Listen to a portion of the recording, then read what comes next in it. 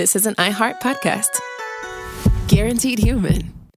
Then she says, have you seen a photo of my son? And I'm like, who is this person? Welcome to the Boys and Girls Podcast. Arranged marriage is basically a reality show, and you're auditioning for your soulmate. And who's judging?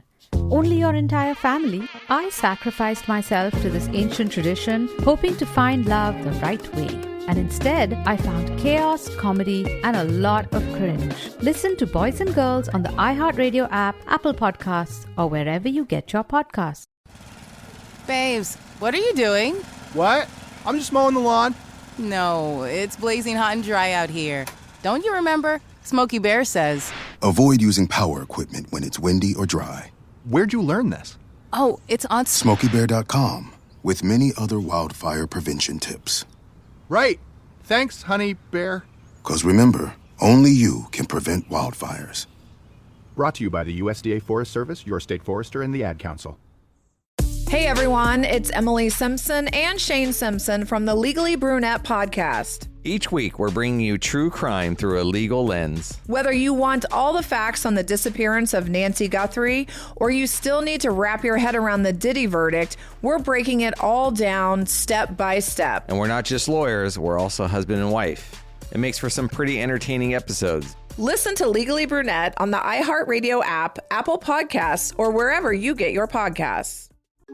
You know Roald Dahl. He thought up Willy Wonka and the BFG. But did you know he was a spy? In the new podcast, The Secret World of Roald Dahl, I'll tell you that story and much, much more. What? You probably won't believe it either. Was this before he wrote his stories? It must have been. Okay, I don't think that's true. I'm telling you, the guy was a spy. Listen to The Secret World of Roald Dahl on the iHeartRadio app, Apple Podcasts, or wherever you get your podcasts. Cool Zone Media. Hey everybody, Robert Evans here, and I wanted to let you know this is a compilation episode. So every episode of the week that just happened is here in one convenient and with somewhat less ads package for you to listen to in a long stretch if you want. If you've been listening to the episodes every day this week, there's going to be nothing new here for you, but you can make your own decisions. Welcome to It Could Happen Here, a podcast that is, in many cases, about organizing. I am your host, Mia Wong. And with me is one of the most experienced organizers I know, Margaret Killjoy. Oh, no. Hi. I'm a little out of practice, but I have done it a lot. You know, Margaret says this and also has been doing shit for like 1 bazillion years. And this is, and I will say this.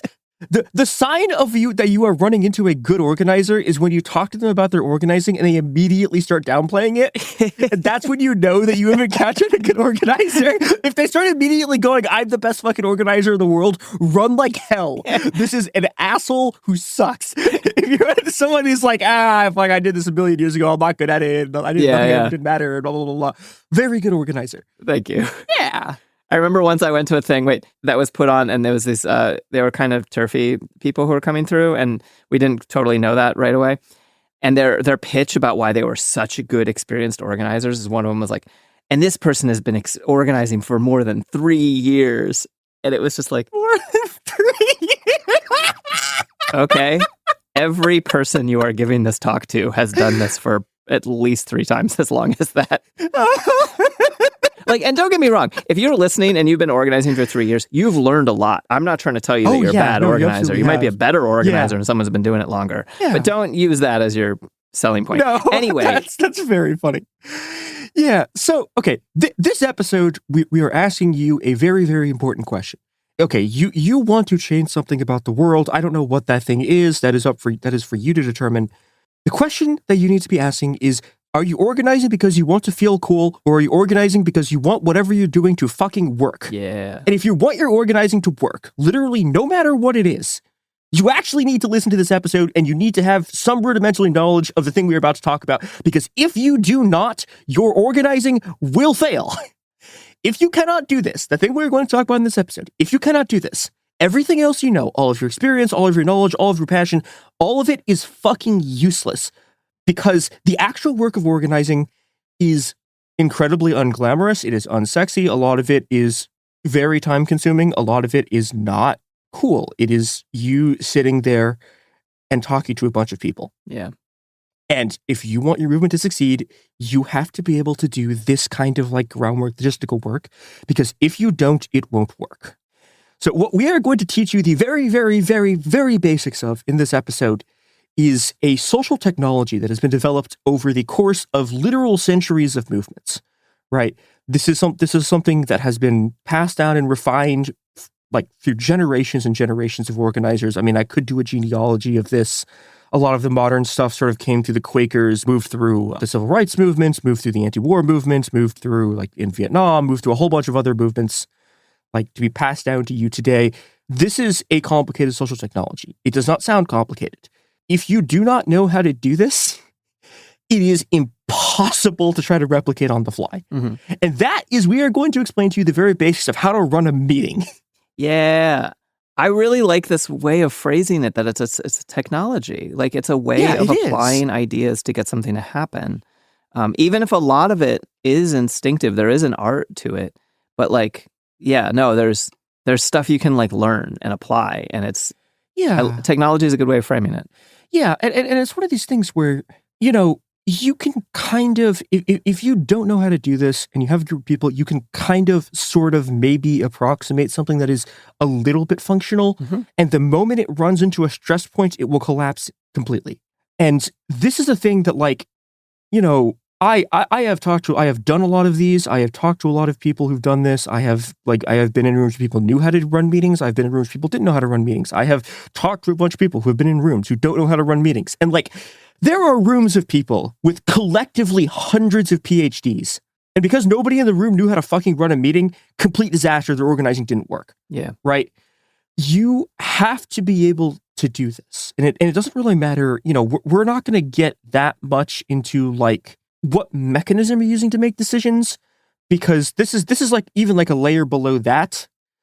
And so this is stuff that you can use, you know, regardless of whether you're doing consensus and like, you know, like, and I think that like if you're trying to make a decision as a group, right, and you're trying to get everyone to want to do the thing and do it, I think that some version of consensus is a good idea. But this can be for a sort of just like a, you know, like a majority rule democratic process. Whatever process you are using to decide things, you need some kind of structure thing there. Mm-hmm. Otherwise, it's just not going to function. Like none of it will. What's wild to me is that it's almost like the important thing is that there is a structure. There's so many different structures you can use. Like when we come at this, I don't actually know. I'm the podcast idiot on this episode. Mia's going to explain stuff to me. But like, there's a lot of different ways to do this. And the important thing is that you do one of them. Like there are ways that I think are better or worse, right? Mm-hmm. But you do actually need to create a structure and move forward with that structure in order to get anything done, which is the whole secret of organizing. Like that is what organizing is you actually have to say, not only do I want something to get done, but I'm going to figure out the steps by which to get that done. And it also applies to meetings. Yeah.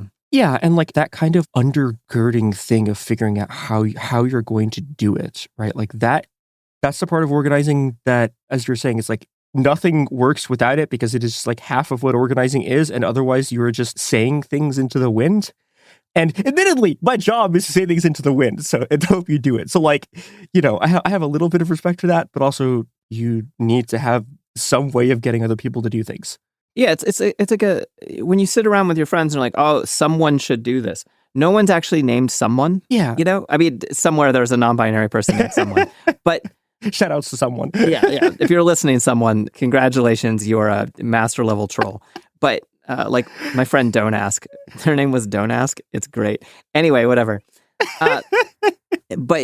But someone needs to get something done. And if you leave a thing being like, someone should do this, you didn't organize. You have to say, this is what the following people are doing. Yep. Also, shout out also to everyone who has been in meetings with me and are like, Mark, I'm insufferable in meetings. I try really hard, but anyway, whatever. Oh, God. Okay. So this largely is going to be like how to run a meeting 101. We're going to start at like 000, which is you need a place to meet. Mm-hmm. And that place to meet has to be accessible to everyone who's trying to go to the meeting. This is a thing that people screw up a lot. It is not that hard to find a place that's accessible for everyone to go. You can do this. There are lots of places you can have meetings depending on how sensitive the meeting is, you know, how formal or informal it is. I've done meetings in restaurants, I've done meetings in bars, I've done them in libraries. People use churches sometimes, like queer centers, union halls, parks. I want to shit talk bars really quickly. Yeah, I don't think bars is a great idea, but I don't think it's accessible to people who are under 21, and I don't think it's accessible to people who have problems being around drinking. That said, they happen there, and I'm not trying to say you're bad for having had meetings there, but I just want to say that. Yeah, bars is one that like people go to a lot, and like, yeah, there's definitely issues with it. Right. But I don't know, like you can have them in people's houses. Yeah. Sometimes you can like go into like a mesa or whatever, and you can go have a meeting there. You can get people to just like go out somewhere and do it. You know, I don't know, like you are capable of thinking of lots of places where you could have meetings, but you actually do need to have a location. And this is actually, again, I've talked about this before, but it's like one of the organizing things that's actually really important is like knowing how to get a room for a meeting or get a room for something to happen. You have to be able to do this. This is like 0, like, okay, but, you know, okay, so you've now achieved this, and congratulations, you clowns have now achieved a location. I am going to stick a provisional thing in here, which is, this is jumping the gun a little bit, but I need to put in here, do not use Robert's Rules of Order. One of the things you will be told, and if you have been in organizations before, a lot of them use a thing called Robert's Rules of Orders, which is this old, like incredibly elaborate set of parliamentary procedures. Do not use them. They suck. And this gets into, before we can even talk about what a meeting is, right, and how you do it. You really, really do not want your meetings to get bogged down in everyone having to learn 1 million lines of parliamentary procedure. And this is a problem for any meeting technology that you use, because they all do involve a little bit of technical stuff, because you have to get people to be able to do things. Totally. But the thing with Robert's Rules of Order is that like, it's like hundreds of pages, right? And in those hundreds of pages are the recipe for one asshole to derail your entire meeting by doing a whole bunch of unhinged parliamentary shit. I have seen this happen. It sucks. This is something that you can technically do in any meeting structure, but the more opaque the rules of the meeting are, the easier this shit is to do, and the harder it is to be like, please stop. Yeah, you have to have a certain amount of flexibility in the way that you do things, because every system, it's the problem with law as a concept, right? Is every system you can find loopholes, and anyone who's been in a lot of meetings has seen people learn how to abuse the process in order to get their position to win by making everyone else too tired to continue, or to use up all of the space in the room, or, you know, whatever. But I think that, this idea that the rules that are used in your meeting, I think that a good facilitator, which is something that I tend to believe in for meetings, is capable of explaining the process in such a way that even when a lot of people come who are not familiar with the process, they will leave familiar with the process. Yeah. Like, to that sort of end, if you need a, like, okay, we need a written procedure thing, the thing I would recommend is called Rusty's Rules of Order, which is an unbelievably pared down version of Robert's Rules of Order that was like specifically developed to be used in like union circles, in activist circles. And it's like, the total PDF of it is 25 pages. That makes it sound way longer than it actually is. Like, several of those pages are like a glossary, and like the cover, it's very easy to read. It's easy to understand. If you have to use a, like, this is a formalized procedure, do Rusty's, don't do Robert's. This is just I need to do this before we say anything else, because a bunch of people are going to push you to use this, and it sucks. So having gotten that out of the way, we can now get into, okay, things for meetings.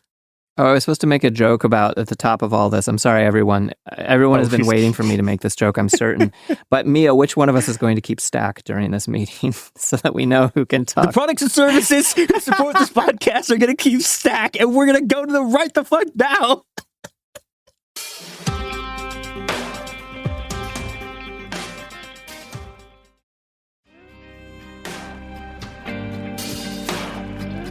We are back. And I really just want to say, as timekeeper, I'm a little bit upset about how much time that those ads used during the meeting. And if we can... God fucking damn it. Okay, we will explain what a stack is and what a timekeeper is in a second. However, so things you need to do at the very start of a meeting. You need to take like 2 minutes to do this. But you need to explain how the meeting fucking works, and you need to assign everyone roles, and you can't assume that everyone who is going to be in this meeting understands how the rules work. Like, you cannot, and this is something I've run into, is like, you can't assume that everyone understands what your hand signals are, or even just basic, like, everyone has been in a thing before and understands what a stack is, right? You can't assume that. Unless you know everyone in the room, and more than that, like, unless you know everyone's level of experience in the room and you've been in meetings with them before, like, you can't assume the level of knowledge that everyone has. And I have watched these processes not work because people just did that, and then a bunch of people in the room were like, what the fuck is going on? So you need to, at the start of the meeting, explain how the meeting is going to work, like at least a little bit. This doesn't have to be super formal. This can be like fucking 2 minutes of like, we're going to have a stack, blah, blah, blah, blah, blah. And for anyone, just so you know what we're saying right now, we'll explain stack more. That is the order in which people talk. It is a way of like keeping track of the line of who's going to talk when. Yeah. I'm realizing this explanation is jumping around a little bit, but you need to make sure that everyone understands how the meeting is supposed to work. And you know, usually that's really quick. Sometimes someone will just not know something, and then, okay, you explain it to them, and that's like fine and chill. And like, I don't know, I remember being a little tiny baby anarchist and like not knowing anything and going to my first meeting, and like people were talking about restorative justice. And I was like, hi, what's restorative justice? I'm like a little tiny child. I don't know anything. And they explained it, and it was like chill and good, and you can just do this, and it helps people feel included. And yeah. Totally. Okay. So general meeting facilitation. Things you need. You need, 1, an agenda. An agenda is what the fuck are you doing? And generally speaking, secondarily, you want to try to have time planned out, because one of the failure modes of a meeting is the meeting goes for fucking 30 hours and everyone's miserable. So you generally want to have an agenda that has what you're going to talk about, and then kind of guidelines roughly for how long you think it'll take to talk about the thing. We'll get more into that in a second.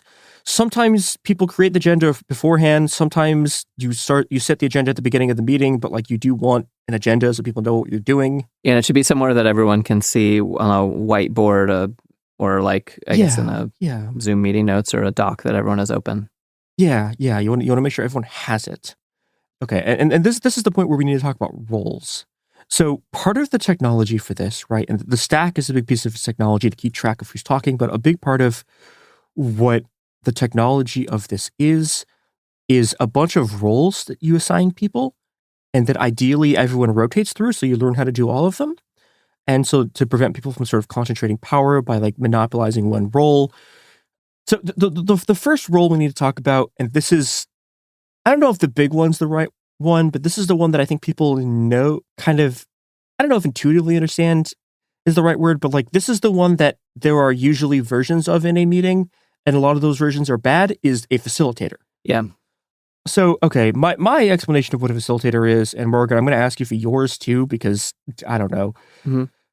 So as a facilitator, your job is to like point to the agenda and go, okay, we're talking about this. Your job is to move people through discussions. Your job is to try to get people to a consensus on what you're doing. And your job is to stop people from giving speeches. And this is, I'm going to take a little digression here, which is, okay, we've been talking about ways meetings fail, right? Number 1, no one can go to it. That's way meeting fails. 2, you don't have an agenda and everyone, it just goes off the rails and no one has any idea what you're supposed to be meeting about. 3, and this is a huge one, is that one of the biggest ways that meetings fail, and I have seen this in every single context I've ever worked in, is that someone, and it is usually a dude, it's almost always a dude. It can not be a dude, but it's usually a dude, just keeps talking and keeps talking and keeps talking and will not shut the fuck up, and nothing gets done because the entire meeting is 1 hour of this guy just yabbering. Yep. And one of your most important jobs as the facilitator, and this is genuinely a huge part for social technology of the structure of meetings, is to make sure that your meeting is not one person talking. Yeah. This is why this exists. Yeah. Like, and you know, if you want to get into the sort of dire part of this, right? If you do not stop all of your meetings from being one annoying guy talking, your projects will fail. You must do this. This is the one thing here that is like, you absolutely, positively must get this guy to stop talking. I think that the important thing to think about a facilitator is that most people come from a background of assumed authoritarian politics. Yeah. Assumed politics where someone is in charge. even our democracies are built around this idea that you elect someone to tell you what to do. Mm-hmm. When we talk about meetings, we are talking about building bottom-up structures. Even when we later, I think we'll end up talking maybe a different episode or something about larger structures you can build up out of these sort of local assemblies or meetings. Yeah. The idea is that everyone is empowered. And so because we're really used to this competitive decision-making around who is in charge, we struggle a little bit adapting to egalitarian meetings and also to consensus isn't the only way to make decisions, but people struggle with consensus because they'll think of that at meaning 100% vote, where everyone votes for the same thing. And that's a mistake. Yeah. And so we think of the facilitator accidentally as the leader. And they are a leader in the sense of a whatever. You could use the word leader in a lot of ways, and some of them are positive and not authoritarian. And so in that context, they are leading people through the meeting, but they are absolutely not only not the decision maker, they are less the decision maker than everyone else. Choosing to be a facilitator of a meeting is choosing to go in and say, I'm not actually even going to push for my side. Yeah. Unless you are in a like tight-knit enough group where everyone knows each other and everyone kind of knows, oh, in this group, Margaret's opinion is always going to be this, and so-and-so's opinion is always going to be this. If you know people really well, you can kind of still be both facilitator and a participant. But by and large, when you are the facilitator, your job is to help the decision form. Yeah. It is to help take what people are saying and say, okay, this seems like what we're saying. Is this the proposal? And not say, I think this is the proposal, but say, is this the proposal? And yeah, it is to keep people on track. And every meeting is going to have different. I really like a strong facilitator. I really like someone who's going to shut me up. I really like someone who's like, yeah, that's not what we're talking about right now. And it's hard because your feelings get hurt. Like, especially, for example, someone says a joke and then someone else says a joke. And then you're the third person and you say the joke too. And the facilitator's like, yeah, that's enough of that. We got to keep going. You're the third person who said the joke and you're like, why am I getting yelled at? And the other two people didn't. Yeah. And that's the wrong way to look at it. We're not yelling at anyone. We're trying to keep things moving forward. And you're absolutely right also about the people grandstanding and, you know, a particular habit that men often have, especially cis men, is that they'll come in and be like, they'll listen to what someone else says and then repeat it louder and then be like, yeah, right. And as if it's their idea. And they don't even realize they're doing it. It's kind of cute. Yeah. But there's a lot of that you can learn about yourself by going into these meetings and learning about your own habits and what you've been enculturated to do. And it shouldn't be about shaming people around this as long as people are able to like kind of get called in and listen to it. And one of the things that I think when you teach the meeting at the beginning of the meeting, you also explain some of this social stuff. And you say like, you know, we believe in a step up, step back thing. If you are someone who generally feels comfortable talking in large groups, we invite you to step back a little bit. And if you're not someone who generally feels comfortable expressing your opinion in groups, we invite you to step up. Yep. Do you know what also needs to learn to step up is I actually think we don't get enough advertising in our lives. I think that the people who are afraid to take up space are the people who pay a lot of money to take up space. I'm using a block. It's all right, babe. This ain't consensus. Here's ads.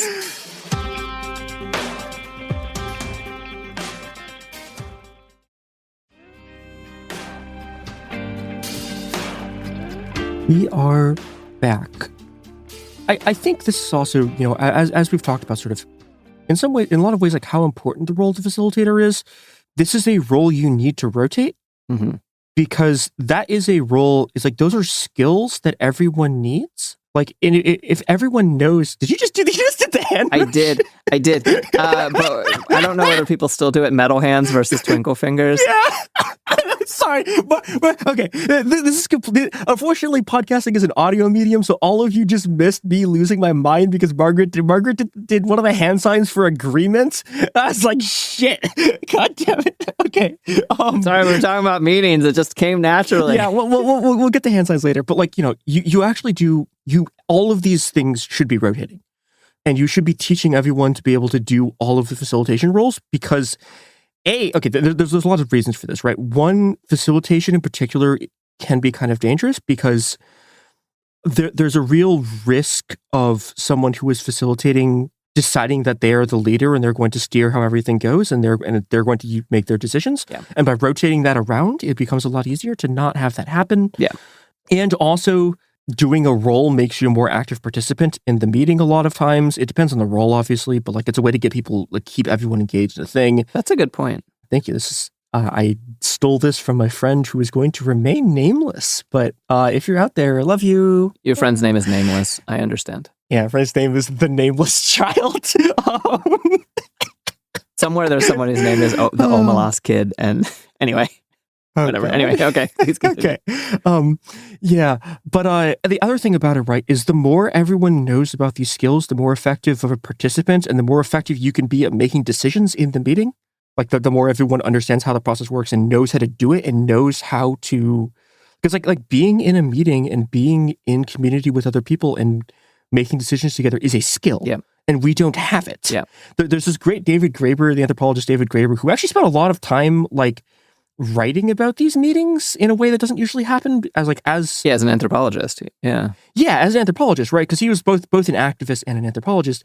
And he has this great line where he says, Americans are great at communism and terrible at democracy, which is that they're really, really good at like doing things to each according to their need and from each according to their ability. Like if you try to organize a barbecue, everyone can do the things to do the barbecue, but no one knows how to make decisions together because that's a skill. Yeah. And the more you're rotating through all the roles and the more you understand how everything works and the more you understand, how to do the facilitation stuff of like getting everyone to figure out what the thing that they want is and how to express that and how to like and how to work together. The more you understand that as like a person who's not facilitating, the more you can understand like how to actually do democracy. Yeah.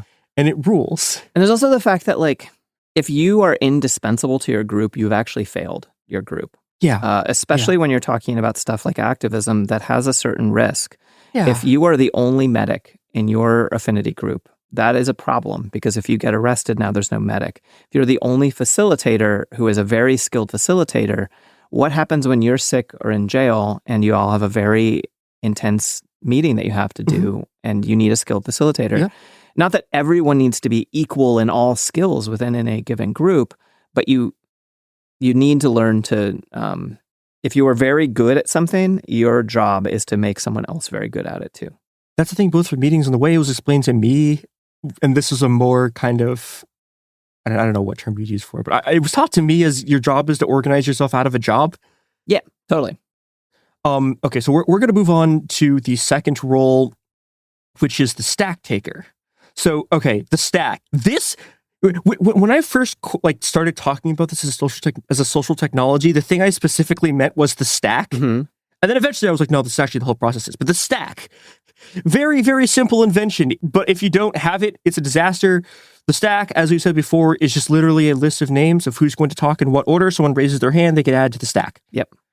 That is very simple. It is also absolutely crucial to making sure a meeting runs at all. Most groups tend to use some variation of what's called a progressive stack, where, this is part of what we were talking about earlier of like step forward and step back. But when you're compiling a stack, you want to have the people who speak less in front. Mm-hmm. And this works sort of in two ways, right? One is okay, so if there's someone who's not like a cis white dude and who is trying to say something, you probably want them to say something because they are less likely to be the one who says something. Yeah. Like just because of the way that sort of whiteness is structured, because of the way that like masculinity is structured, because of the way that these things work. So you want to give opportunities to speak to people who like don't usually get heard.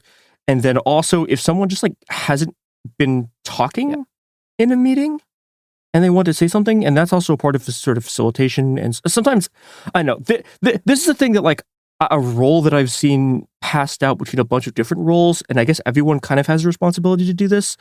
But if there's someone in a meeting who has not been saying anything, it's generally a good idea to be like, hey, are you okay? And also like, more importantly to some extent than are you okay, of like, what do you think about this?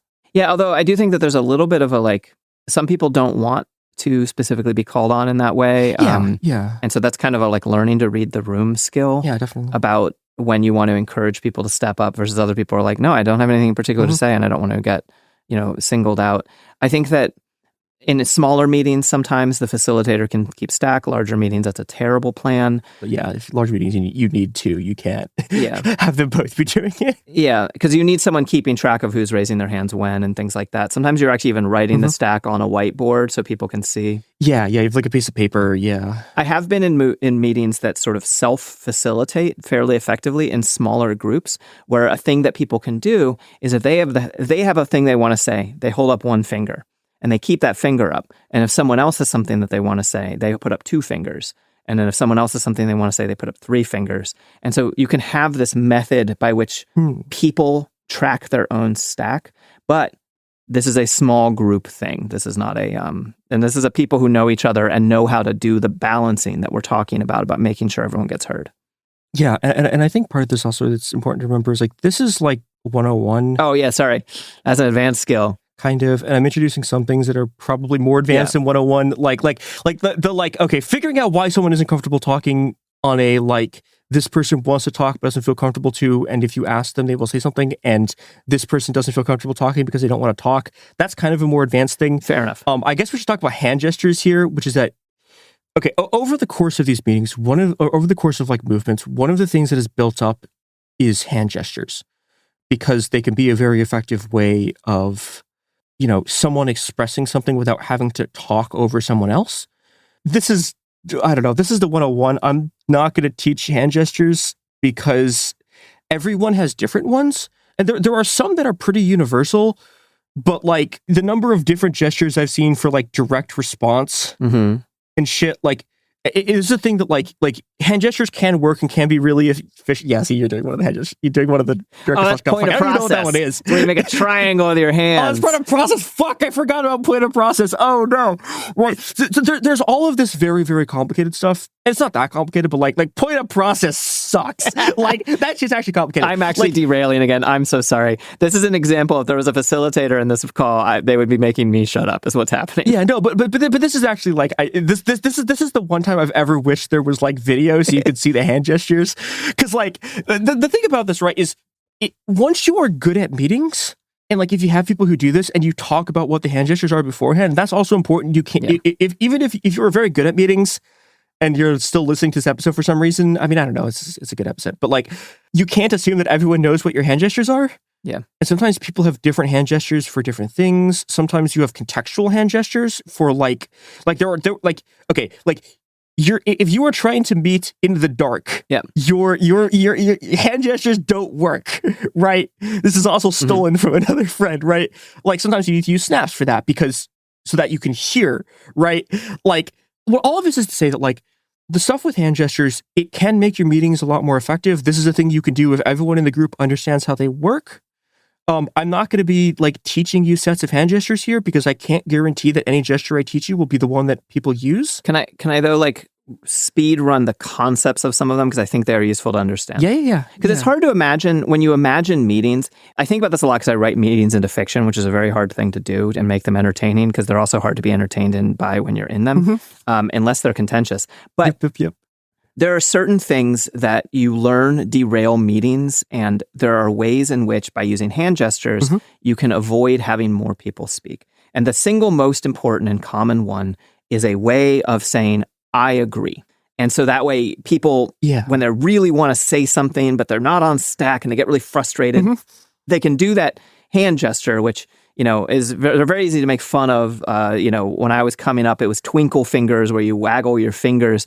And then we were like punk, so we did metal fingers instead, which was literally the same thing, but reversed. It's kind of like the look that you do when you like really like music. And it's actually sort of like mimicking playing a guitar. And so that's a very important concept. And sometimes people use snaps, although sometimes people prefer non-audio and other people prefer audio. And sometimes that's like, and that's partially what I was talking about. Like that's dependent on who's in the room and what the room is and like stuff. But like I think that a I agree without needing to say anything is essential. Yeah, that's a good one. Other ones to just know of is that there are things like people will say like, please move this along. It's a way of saying, hey, facilitator, please shut this person up usually. Or can we talk about something else? There's ones that our direct response, which is saying, I would like to jump stack because this person has just insulted the honor of my family or whatever. And it's like, it's up to the facilitator to decide whether to do these. Another one is point of process, which is saying like, hey, I actually don't want to talk about the thing we're talking about. I want to talk about how the meeting is going. Meetings get real meta and it's real frustrating. Anyway, so it's worth knowing that this is part of the technology. Yeah, it seems cringy from the outside, but like, are other options? I mean, there are other technologies about decision making that people have developed, but like actually living democratic lives in which we all have a say in our decisions sometimes means that we go to meetings and we can actually kind of learn to. I'm talking shit on meetings, but that's it. Meetings are also a ways to get to know your friends and express yourself and get things done. Yeah, as much as I've been talking about them being boring, like I've had things that were technically organizing meetings that were like some of the most transformational experiences of my life. Yeah, totally. Because me and a bunch of people who, a bunch of people really close to me, like came together and we figured out how to do something. And there is a beauty there that is, and this is partially why it's hard to talk about these things, right? Because like the technical process of it, like the technical description of what we're saying is at the same time being used to do something that can only be described in sort of poetic terms. Yeah. Like the actual experience of like you and a bunch of other people coming together to do something and figuring out how to do it and fucking doing it is a transcendent act of creation. Yeah. And these are like, like it doesn't like the fucking hammers and shovels and like fucking slide rules that you use to construct something don't look very pretty.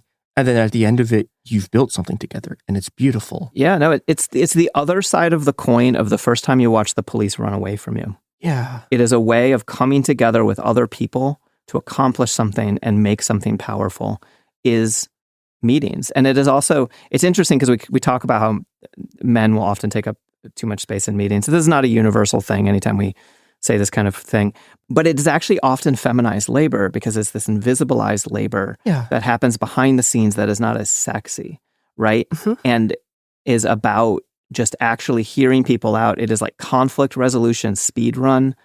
Anyway, I accidentally went off on the meta of meetings also, but no, it's good. Well, but and I think there is an important thing here though, because like we're talking about the politics of like meetings themselves, right? Of like the actual political angle of what it means to have a democracy where what democracy means is you make decisions together. Yeah.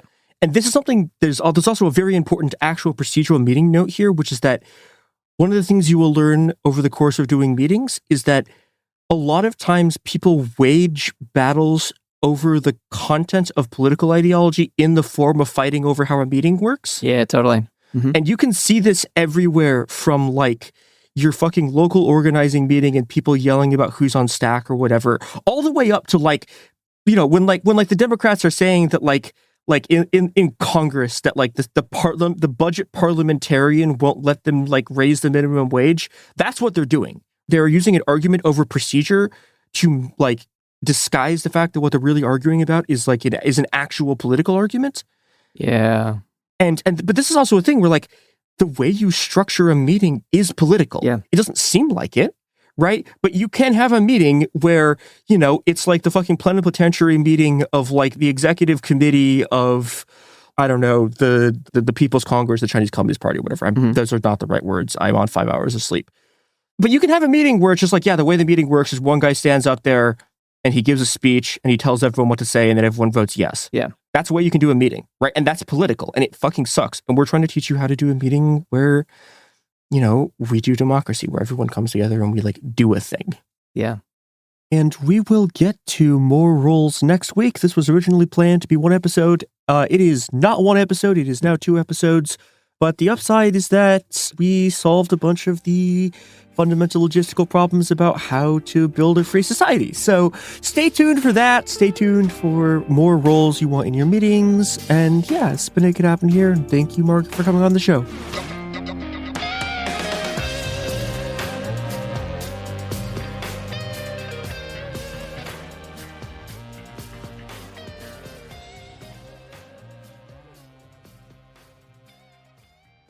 You know Roald Dahl, the writer who thought up Willy Wonka, Matilda, and the BFG. But did you know he was also a spy? Was this before he wrote his stories? It must have been. Our new podcast series, The Secret World of Roald Dahl, is a wild journey through the hidden chapters of his extraordinary, controversial life. His job was literally to seduce the wives of powerful Americans. What? And he was really good at it. You probably won't believe it either. Okay, I don't think that's true. I'm telling you, the guy was a spy. Did you know Dahl got cozy with the Roosevelts, played poker with Harry Truman, and had a long affair with a congresswoman? And then he took his talents to Hollywood, where he worked alongside Walt Disney and Alfred Hitchcock before writing a hit James Bond film.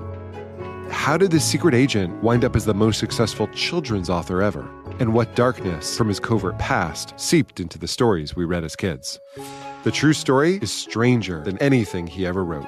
Listen to The Secret World of Roald Dahl on the iHeartRadio app, Apple Podcasts, or wherever you get your podcasts. When you feel uncomfortable, what do you put on? Biggie. You put on Biggie when you feel uncomfortable? Because I want to get confident. This is DJ Hester Prynne's Music is Therapy, a new podcast from me, a DJ and licensed therapist that asks one simple question. Who do you want to be?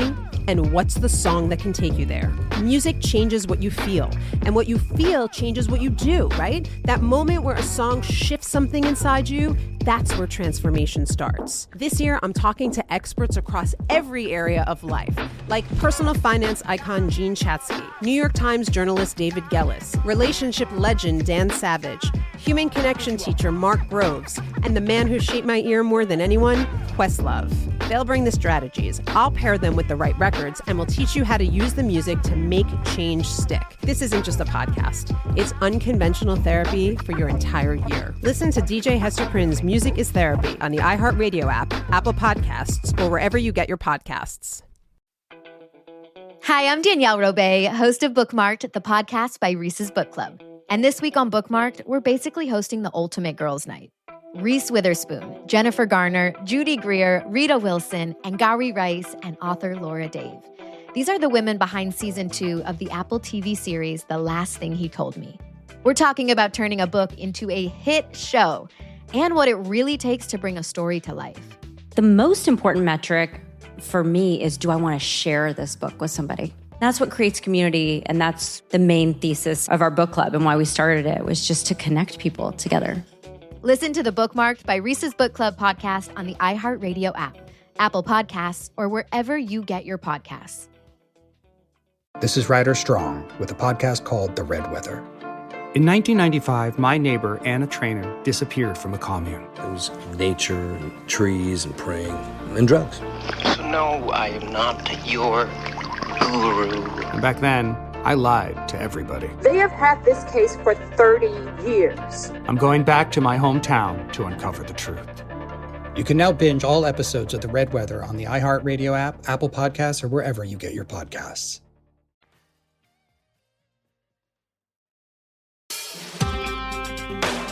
Welcome to It Could Happen Here, a podcast about organizing. I am your host, Mia Wong, and in a moment we will be continuing our episode about how to run a meeting, which is one of the fundamental tools of building democracy and free societies. Here we go. Okay, so other roles. So we talk about that. That was a long digression about the concept of a stack taker, which is at a very simple level.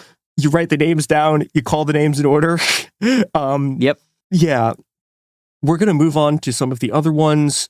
Those are like the two, I don't know if most important is the right word. Funnily enough, stack taker's not the one I thought the digression was going to happen on. I thought that was going to be the last one we're going to get to. But note taker? Oh, no. This is vibes checker. Oh, shit. The vibes checker. Are the vibes okay? But okay. Yeah, okay, please continue. Okay, let's do timekeeper. Timekeeper, extremely important person. You want someone with like a watch or something. And the timekeeper's job is to give people reminders of like how much time things are taking. So, a thing you can do is like, okay, so we know we have this much time allocated for something, right? So we have 20 minutes to talk about this. Okay, so like 10 minutes in, you go, we have 10 minutes left, we have 5 minutes left, we have like 15 minutes left. Yeah. This is really important. And at the end of it, the timekeeper's job is to go like, hey, this is our allotted time. Do we want to keep talking about this and use more time? Or do we want to move on? Yeah. And that's a really important role. It's also kind of why you want to generally have like an idea of how long you want to talk about something in the agenda. It's also worth noting that like this is all guidelines, right? Like these are all Mia's guidelines of order. Is that what you're calling this? Oh God, no! We're taking one more digression. Oh no! One more digression, which is that the anarchy symbol, the A with the circle around it, is from a Proudhon phrase. That's the circle is actually an O, because the original thing was anarchy. The original saying is anarchy is the mother of order. Yeah. And that's where that comes from. So I was gonna make a like Mia's like procedure disorder whatever joke, but it's like no. This is actually like anarchy is order, baby. I believe in an organized society. I just believe in an organically organized society that is from to use the Zapatista phrase, from the bottom and the left. Yep. Okay, so that's the timekeeper, the note taker. Sometimes you need to decide whether you want notes of your meeting. Yeah, it depends on how crime you are. Yeah, I hear this all the time from people making jokes about the scene from The Wire that I've never seen The Wire, but everyone's making jokes as the scene from The Wire where a guy goes, "Are you taking notes on a criminal conspiracy?" So, okay, are you going to have a note taker? And then secondly, like, okay, the note taker takes notes on what's being talked about. This is also Mia going into a little bit more advanced stuff. I actually like the practice of kind of rotating this throughout the meeting. Because the problem with being the note taker, so if you're the timekeeper, right, you can be involved in the conversation. Stack taker is also hard too, but the thing about the note taker, and it's, if you get good enough at this, you can rotate all of these roles during the meeting, so that everyone has a chance to participate. So you don't just have a group of people who perpetually can't be in a meeting. And so note taker is a thing that you can pretty easily just like pass to someone else.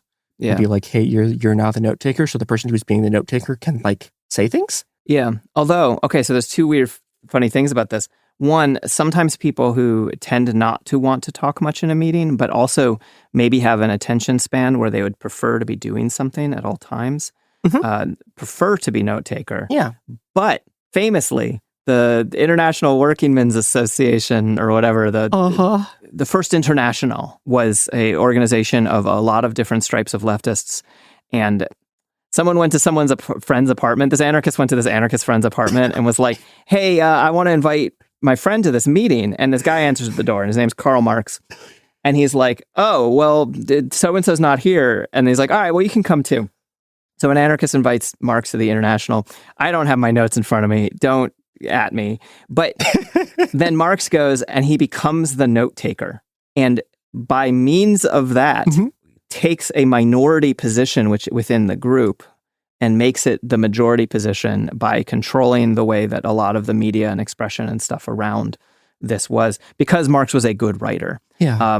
And for better or worse, I have my opinion about whether it's for better or worse. And so there's a power within note taker that actually is a reason to rotate this task. Yeah. On the other hand, if you're like not worried about that, you can just have a person who's like, I just really want to be the one who takes notes. It really depends on, everything's going to be contextual. I just wanted to tell that story about Marx. No. Like this is the story of how Marx became Marx by taking the note-taking job and then becoming the person who would write the declarations for the organization. Yeah.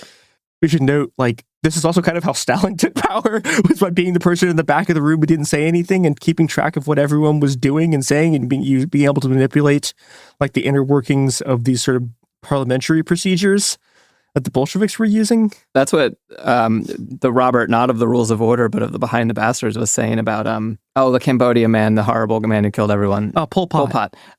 Was that he was the quiet guy at the back. Yep. Same kind of guy. Can be extremely dangerous. The guy who says everything all the time can be dangerous. Quiet person also can be very dangerous. Yeah, just never trust anyone. That's the answer. Wait, no, hold on. Hopefully we're not producing Pol Pot in these meetings. Okay, so the last, like, official role that I want to talk about, and there's like a million other roles that people use. I want to talk about the vibes checker. So this is the one that's kind of not obvious from, like, the name. But the vibes checker is someone who actually has a really, really important role. And your role is to figure out, like, is everyone in the group okay? Does this meeting feel okay? Yeah. And is there something we need to do about it? And some of this is like, okay, everyone is clearly really tired. Let's go get lunch.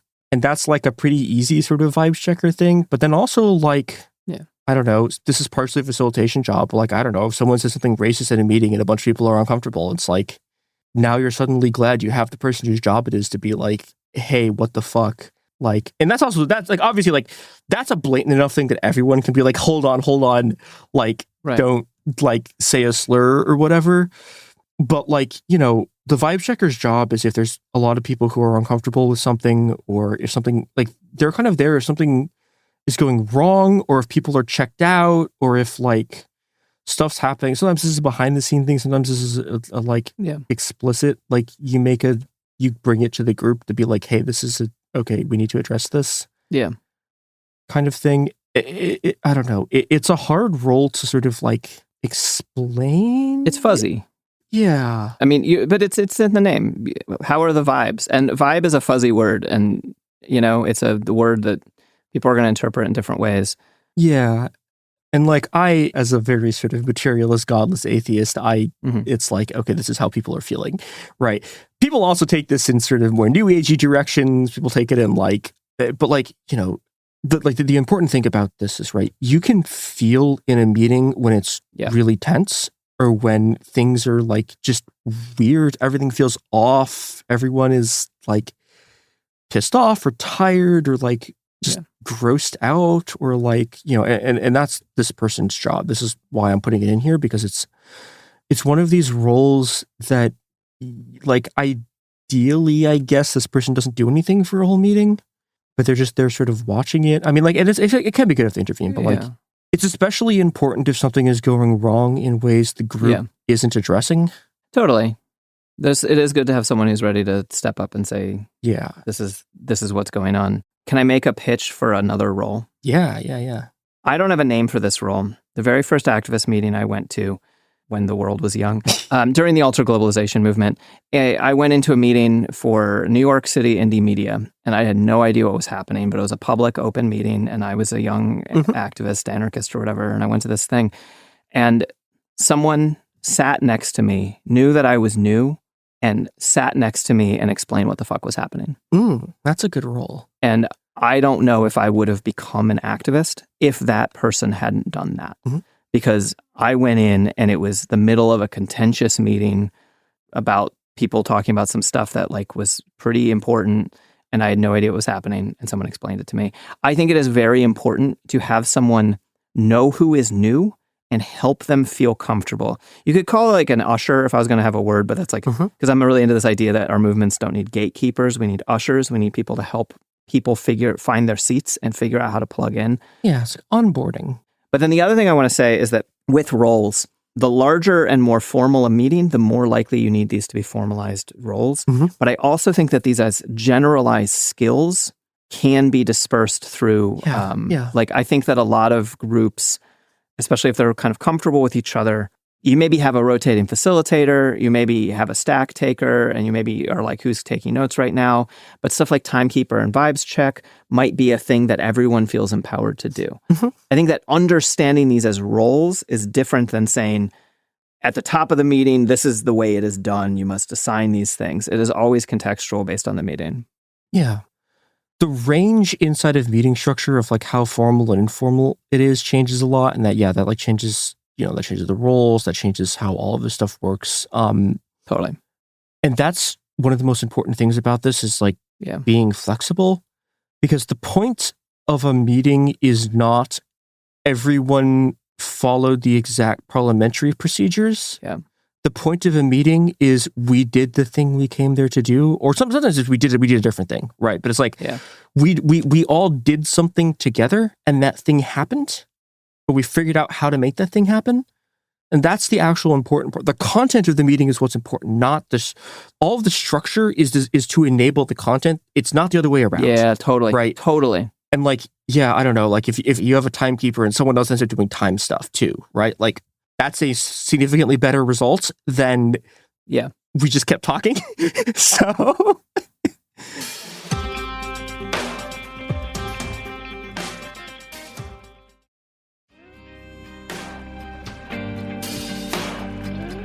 okay, can I make one more pitch about a thing that's important at a meeting? Yeah. Food. I think that it's not always going to be appropriate in every specific situation, and there's a lot of things around dietary restrictions and all of these things. But making the meeting feel like a place that is worth going to, and a thing that, like, I think food is basically like hosting and good hospitality and these sort of, again, invisibilized feminine labor things. goes a really long way towards making everyone feel comfortable. It also helps people's attention spans and blood sugar. Like whether every meeting's a potluck or whether everyone just brings snacks or whether it's at someone's house and they're like, fuck yeah, I'm hosting. I'm going to make a bunch of food and, whatever it is.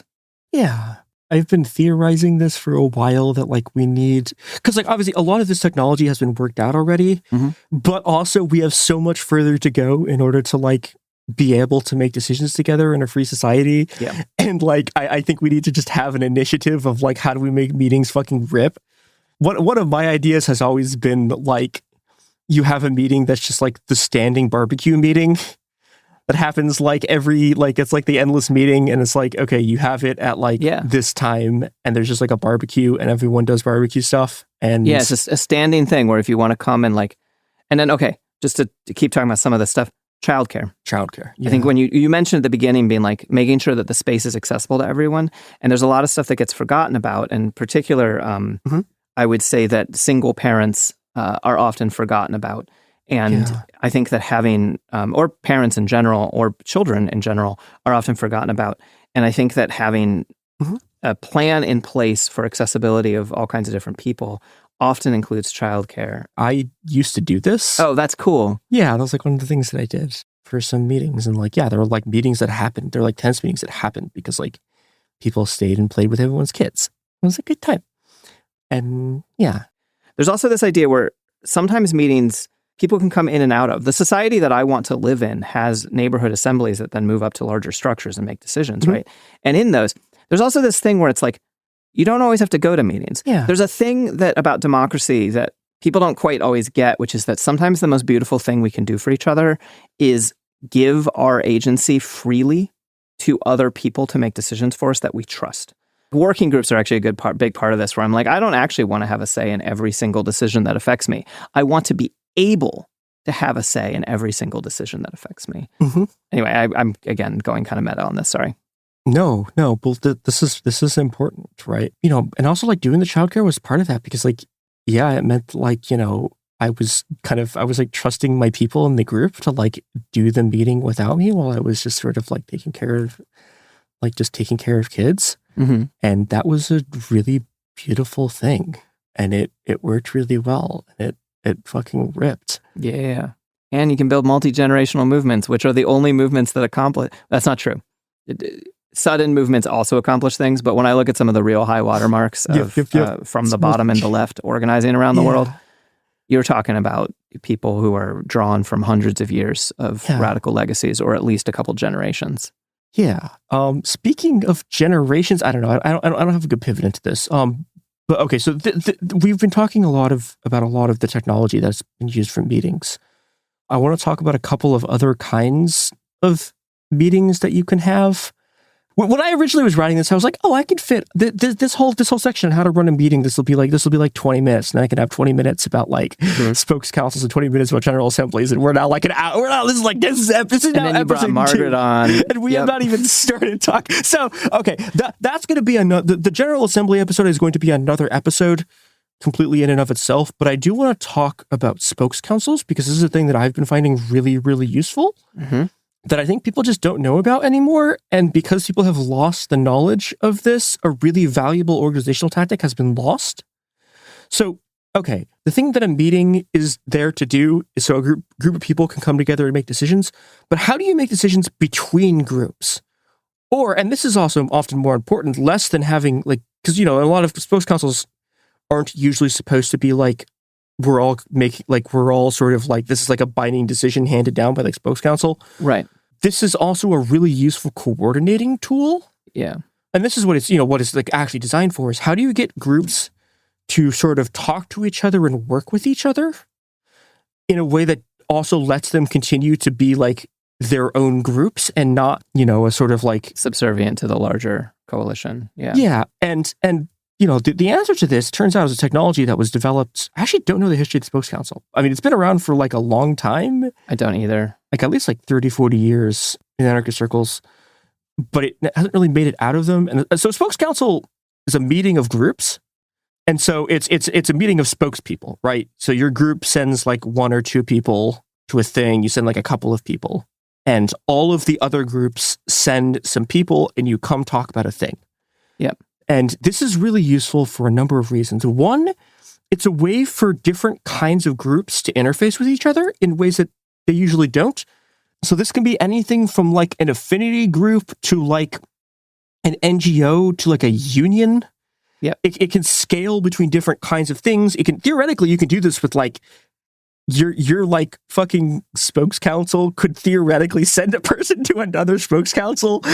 Totally. Right. And this is, we'll get more to this in a second, right? But like this is a way for a bunch of different types of organizations to come together and do something. And it's a way for them to coordinate with each other. It's a way for them to share information. It's a way for them to, and this is like one of the sort of secrets of organizing, is that like actual organizing is built through personal relationships with people knowing each other.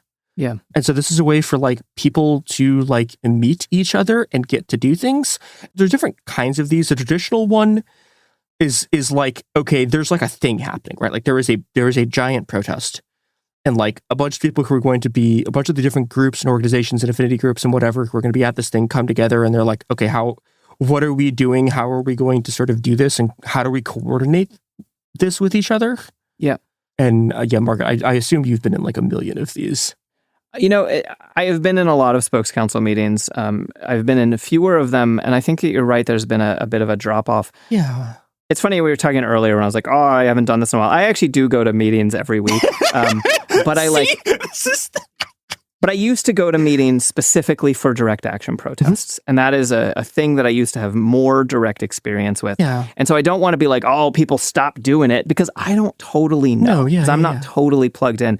But I do think the ultra-globalization movement of like 1999 to 2003 or so is where a lot of modern protest tactics and stuff were developed. Or rather, it came to a head. The tactics have been developed for decades by various different groups. Yeah. And actually, a lot of the technologies around spokes councils and stuff, they come from a lot of different sources, including, I think, anarchists in the Spanish Civil War, but I'm not 100% certain about that. But a lot of the ultra-globalization movement stuff comes from the Zapatistas and Chiapas. I know you didn't ask for a history lesson, and I'll speed run it. No. This is good, though. Yeah. The folks in Chiapas and the Zapatistas have developed a lot of different ideas about how to have bottom-up democracy, and they've been moving through different ones. They actually moved to a more decentralized model than they were doing about 2 years ago in 2023. Cool. But they went around the world and built organizations by saying, everyone send your people, we're getting together, the People's Global Alliance, like all of these, like, Global South, I'm putting air quotes here, we're getting together and we're building direct action movements together. And that is where the ultra-globalization movement comes from, at least as much as anything else. And some of that is that technology of saying, send your representatives and do this thing. But it's interesting because in some ways it's actually just an upside down version of parliamentary democracy, right? Where theoretically we elect a politician and they go speak for us. They don't. Yeah. But that is the concept behind a democracy, right? And so theoretically, you can send a delegate, and there's two ways of doing it. There's a decision-making larger body, and there's a coordinating larger body. And if you want to maintain every group's autonomy, it is a coordinating body. You get together, and at the spokes council, you say, the 10 people I represent who will remain nameless are all willing to get arrested tomorrow, and we're all willing to lock ourselves down. And someone else will say, we don't want to get arrested. The 14 people that I'm representing kind of want to break shit. And then other people will be like, the 15 people that I represent kind of wish y'all wouldn't break shit. And you can get together and coordinate. And then the break shit people can be like, oh, okay, well, we'll make sure we break shit somewhere else than where you are. And all of this stuff. And whereas a decision-making body would get together and your spoke would have a mandate from your group. They would be empowered to make decisions for everyone, knowing that the decision has to be within a certain framework. And then basically when they're done, you'd be like, okay, you did or didn't succeed at your mandate, and we're going to send someone else next time or whatever. So there's two different ways of doing spokes council meetings. I think one of the reasons that they fell out of favor is that by and large, open organizing of direct action has diminished in the movement, because it may or may not be legal to show up somewhere and say, well, the 15 people I represent want to break shit. Or even the 15 people that I represent want to lock ourselves down into big puppets with lockboxes, right, and disrupt global trade.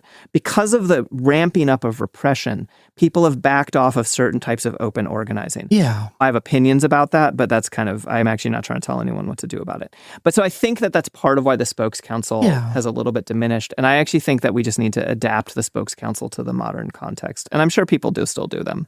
So this is where we're getting, this is what I'm calling the MIA technology, which is there have been Spokes Councils recently that are not this, that are using the idea of the Spokes Council, but are kind of a different thing. Okay. Because there's another thing that you can do with this organizational form, right? Of everyone sends their delegates together, or whatever, like everyone sends their like spokespeople. Yeah. And everyone meets each other. You can also do this for like not planning a direct action. Yeah, totally. You can do this as a way to get all of the different organizations and like affinity groups and shit in a city talking to each other. Yeah. And this turns out to be extremely useful. Yeah. I've seen this a lot recently in sort of trans organizing, where like all the trans different like groups in the city will be like, fuck it, we're showing up to a thing. Yeah. This is a different thing that we will be talking, hopefully, to some people who run this soon. This was originally supposed to be part of this episode before I realized that it was impossible to fit this into this episode, which is now 2 episodes.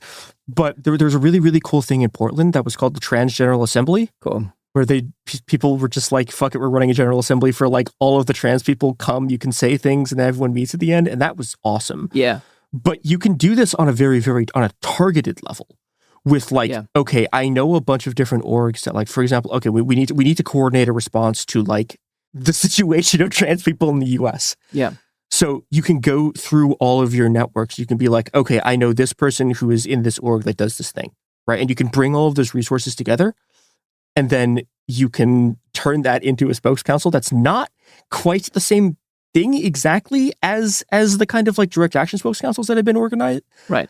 It is closer to a General Assembly maybe, but maybe that's a pedantic difference or semantic difference. Yeah, it kind of is, but it's, the way I've been conceiving of it is like, if you're specifically getting people together who are there as organizations, it's a spokes council. Yeah, totally. If they're there as themselves, it's a General Assembly. Oh, that makes sense. Even if they are sort of like representing a thing, but like yeah, like the scopes and who shows up to them are very different, I think. Oh, and there's also fishbowls. Wait, what is a fishbowl? I actually haven't heard this one before. A fishbowl is a spokes council where everyone can come and only the spoke can speak. So you can look in on the fish. Oh, that's what that's called. Interesting. Okay. Yeah. Anyway, which is a way to do it. It maintains transparency. It's a way to have a still open meeting, but if only one person from the group is empowered to speak, then it's not a nightmare of trying to have 6,000 people in a room talk.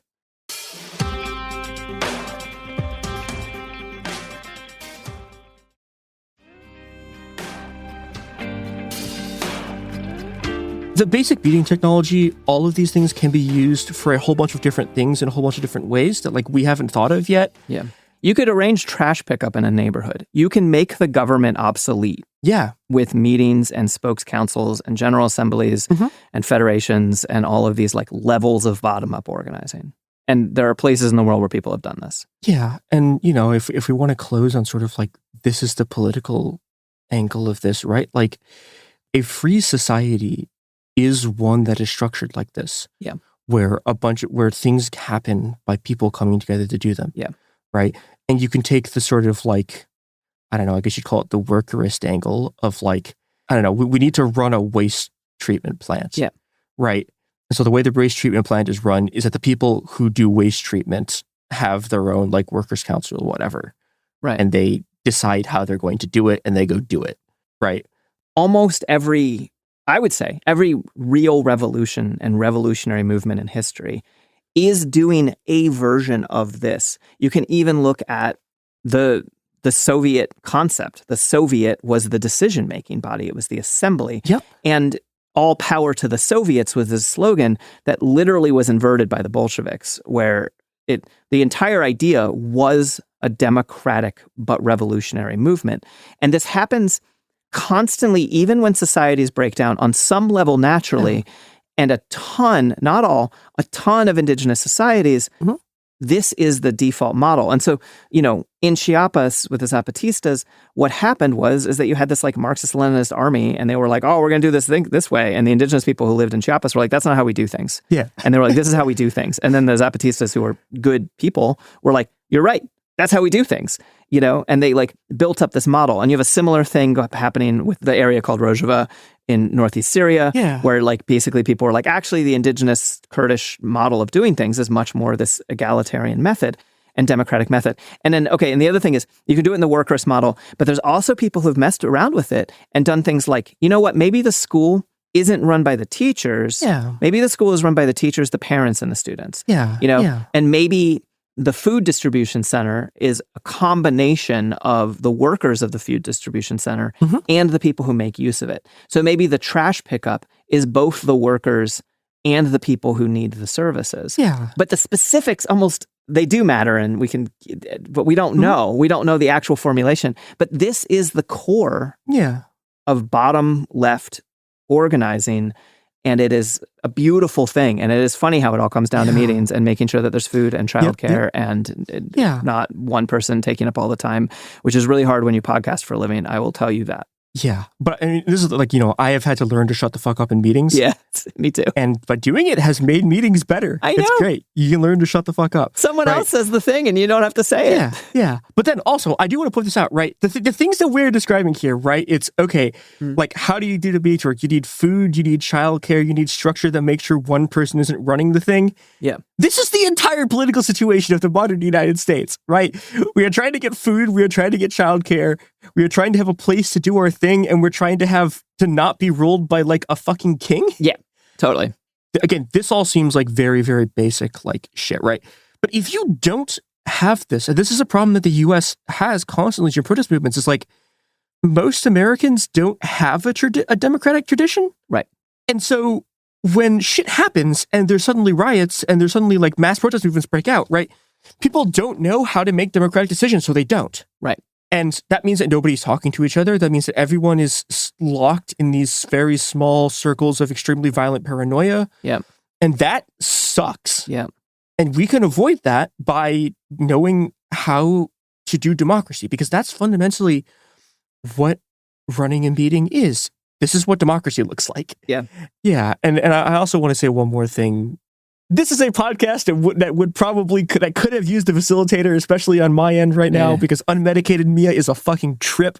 But like, when we talk about sort of our how do you apply this to your sort of broad vision of society, right? And it's like, okay, anarchist, how do you run USAID, right? Because like, the destruction of USAID is going to kill an unbelievable number of people because people aren't getting HIV vaccines, right? Right.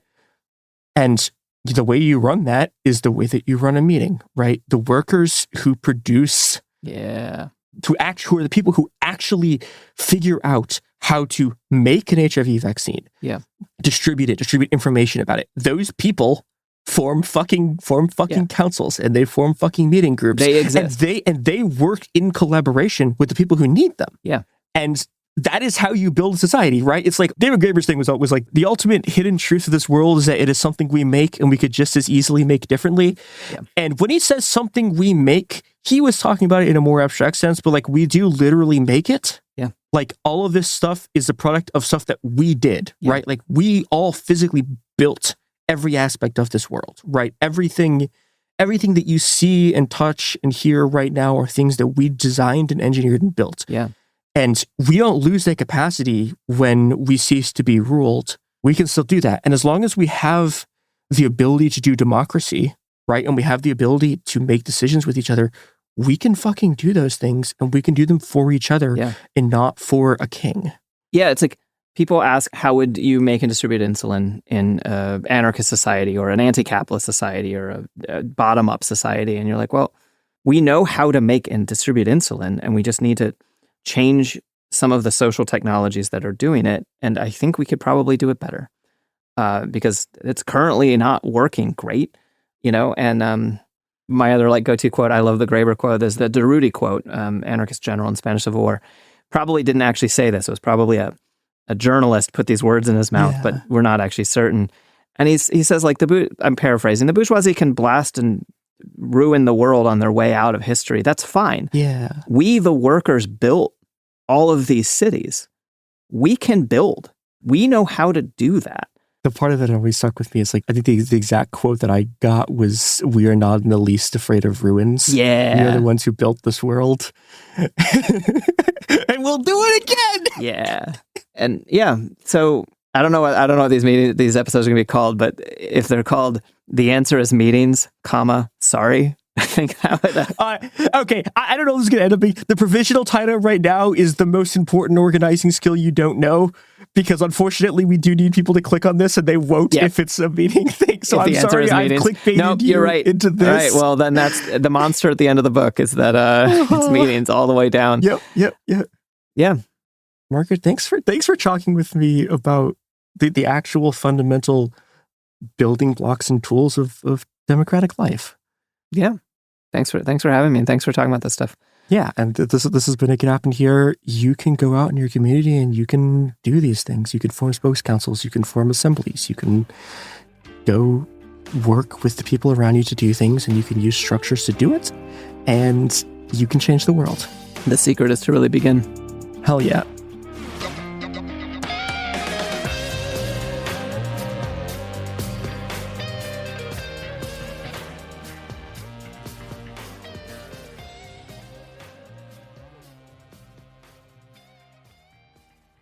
You know Roald Dahl, the writer who thought up Willy Wonka, Matilda, and the BFG. But did you know he was also a spy? Was this before he wrote his stories? It must have been. Our new podcast series, The Secret World of Roald Dahl, is a wild journey through the hidden chapters of his extraordinary, controversial life. His job was literally to seduce the wives of powerful Americans. What? And he was really good at it. You probably won't believe it either. Okay, I don't think that's true. I'm telling you, the guy was a spy. Did you know Dahl got cozy with the Roosevelts, played poker with Harry Truman, and had a long affair with a congresswoman? And then he took his talents to Hollywood, where he worked alongside Walt Disney and Alfred Hitchcock before writing a hit James Bond film. How did this secret agent wind up as the most successful children's author ever?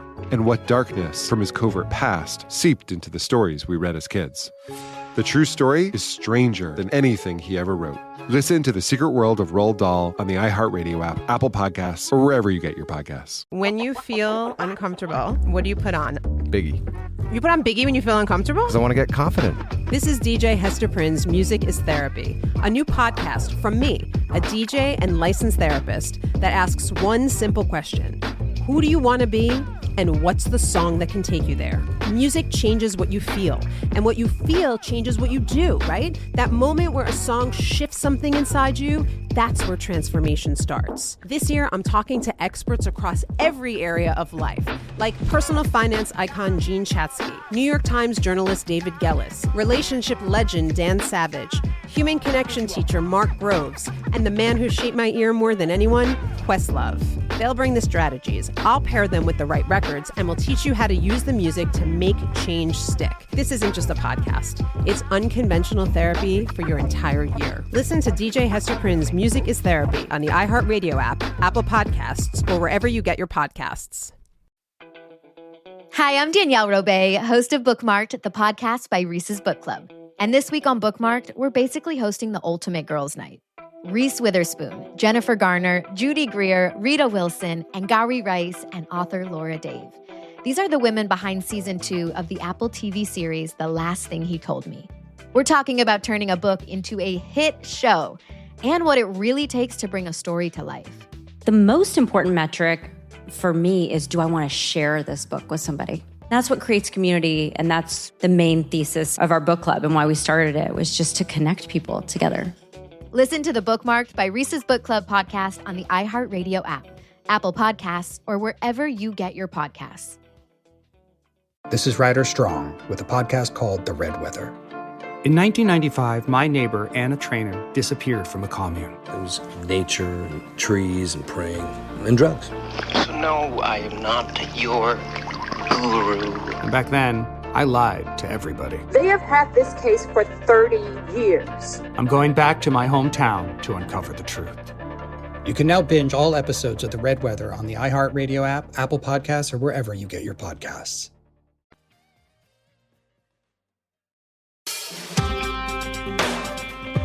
Welcome back to It Could Happen Here, a podcast that is normally about the terrors. Mm-hmm. But today we're talking about, I mean, technically still the terrors, but we're talking about a more fun part of the terrors. We're talking about the Liver King. Thank God. Thank God. Gods and kings, two things we famously appreciate on this podcast.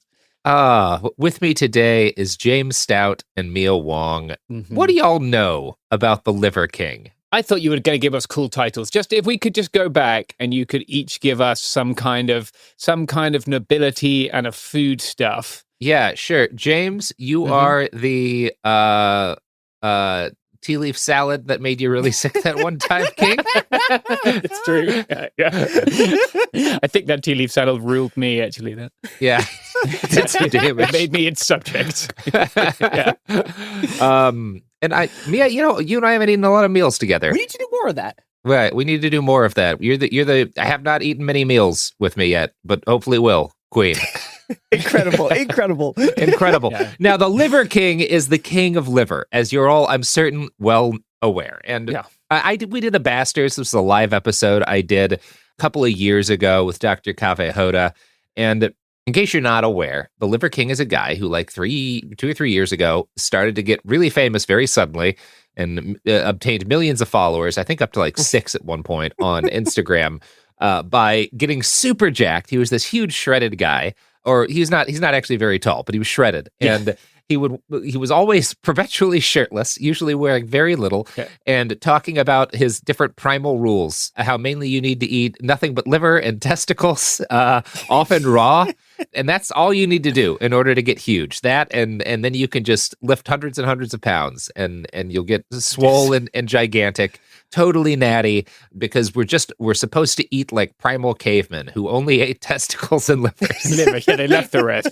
Now, accepting how none of this is accurate, it came out very soon after that, because the Liver King, prior to becoming the Liver King, had been a series of petty grifters of lower nobility and had written an email to a guy who was like an expert on performance-enhancing drugs, asking like what kind of regimen he could take in order to get the size that he eventually became.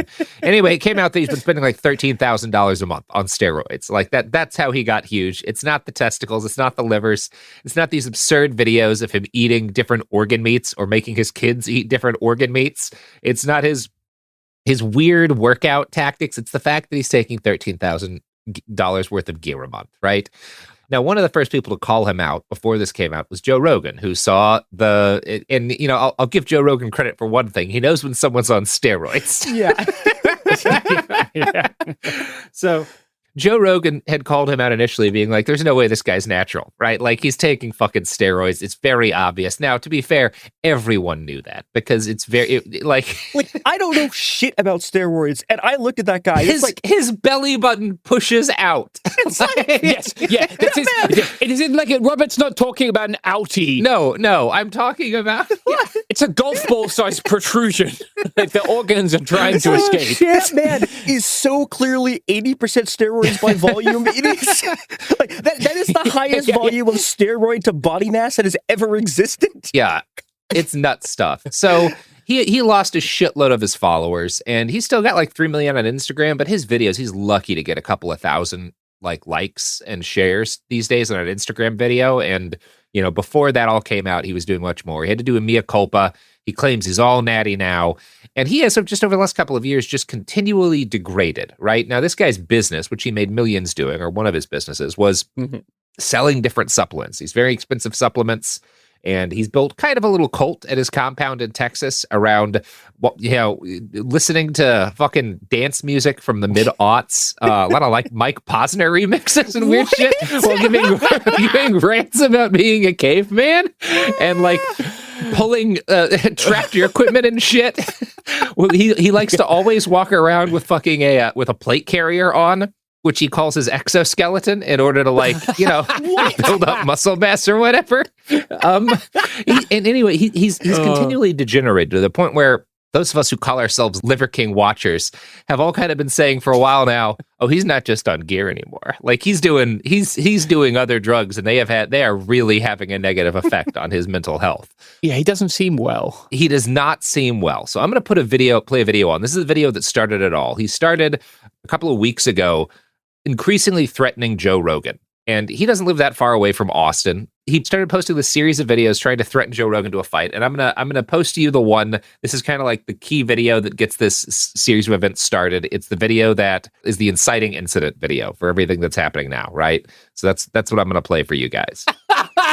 You see the Instagram? Okay. So in this video, listeners, you're gonna hear him talk. In this video, he's got, again, like music playing in the background. He's wearing a badly taxidermied wolf head that's like a cape over his regular head. It looks like so cute. It's like a derp wolf. It looks derpy. He is shirtless. He's wearing shorts, and as one user noted in the comments, his pants are vibrating as he talks.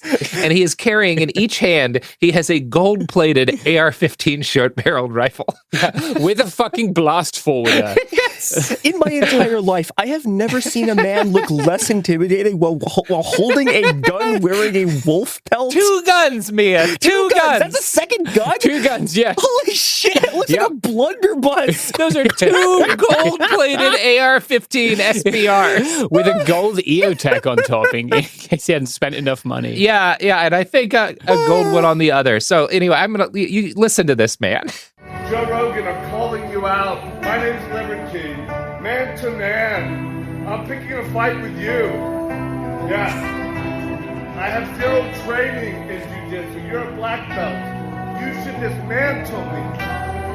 But I'm picking a fight with you. Your rules. Whatever you want me to weigh, I'll weigh it. I weighed 190 this morning. I'll come to you whenever you're ready. Whenever you're ready to go. I'm on a vibration plate, by the way. That's what I'm chasing. And then he just starts dancing. I'm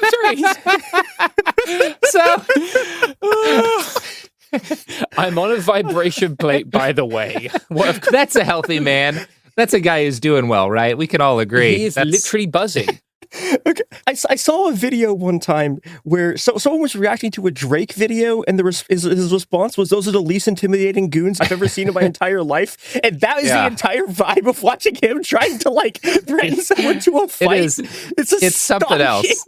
It is special. It is special. And if you couldn't quite make out the audio over whatever the fuck that music was, what he says in that is, Joe Rogan, I'm calling you out. My name's Liver King. Man to man, I'm picking a fight with you. I have no training in jiu-jitsu. You're a black belt. You should just dismantle me. But I'm picking a fight with you. Your rules. I'll come to you whenever you're ready.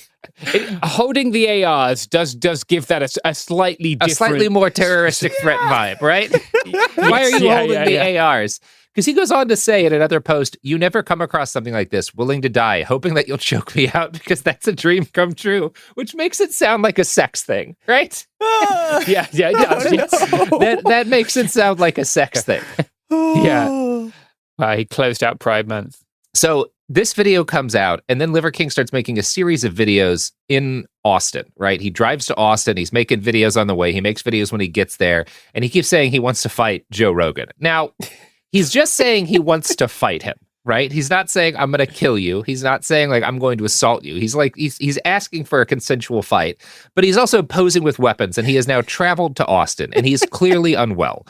So Joe Rogan has a security team. He's got a bunch of former operators and shit that he pays to watch over his security and whatnot, and sometimes go on his podcast, if I'm not mistaken. And they do their job, which is, there's a guy threatening our boss, holding guns and photos, and he's traveled to Austin. We should probably call the cops. We should probably do something about this, right? Yeah. So they give a call to the police, and they're like, "Hey, we consider this to be numerous threats, right? He's traveled to Austin. This seems like a guy who might actually act seriously on his threats. We're concerned about this." So the police wind up talking to Joe Rogan himself, and Rogan says, "Yeah, I was, my security team told me about this. I consider these to be threats, and I'm willing to file a police report," right? He tells the police that Brian Johnson has a drug issue, which is, again, it's weird to be like, yeah, Joe Rogan so far, not wrong about any of this. And he's like, he's unstable. He probably needs help, which again, probably accurate, right? I don't think I don't think there's much to argue with here. So the police decide these cross the line into terroristic threats, and they file charges. The Liver King is arrested. He's not in jail long. He's released within a day on $20,000 bond. There's a restraining order. He's not allowed to have guns anymore, right? For a while. He's got to stay 200 yards away from Rogan. So the Liver King does exactly what you'd expect a guy like the Liver King to do, right? In the wake of something like this happening, which is he immediately gets out of jail and starts making more videos, right? Of course. Yeah, from his hotel room in Austin. And again, these are just the videos of a really healthy guy who's doing well, whose brain has not liquefied and isn't coming out of his ears. Just a man who seems healthy. Thank you for all the prayers, by the way, people praying for me. And you should also pray for yourself, pray for your family. Lock that down, fist bump pound, lock it down. You should do all that. I am going to the Capitol. I'm already in the Capitol, but we're going to Capitol, the location. And I've been given the gift of a restraining order just recently. And so if anybody knows if someone else whose first name rhymes with blow, whose last name is Rogan, I'm not allowed to say it for copyright. I might sue you about you're not allowed to laugh. I'll sue you. I'll put you in jail on that one too. Okay, so first off, he starts this. He admits in another video he posted a little earlier that he hasn't slept in days, and he hasn't been eating, and he is slurring his words at the start of this. He is not well. I don't think he's sober, but it could just be sleep deprivation and the fact that something else is awry. And he's going to the Capitol. He says he wants to go to the Capitol to start a legal precedent. He says Liver King v. Joe Rogan is going to be one of the great legal battles of our century in terms of setting precedents. I don't know what kind of precedent. It's going to be the new Dred Scott. I got to play you guys another video from right after his arrest in terms of seeing how well this man is doing. Mm-hmm. This is the one where he talks about having not slept in days. It's going to zoom in on his eyes. And I need you to look at his pupils, okay? Oh, because this seems like a man who's had a serious head injury to me. Because his one of his pupils is a very different size from the others.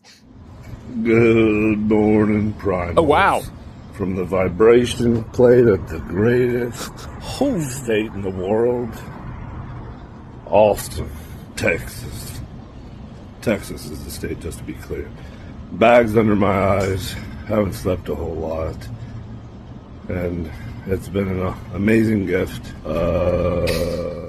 What do you see there, people with medical training? Yeah, the human eye shouldn't do that. That is yeah, they're not supposed to look like that. That's one of the That's a sign of a serious. One of the bad signs.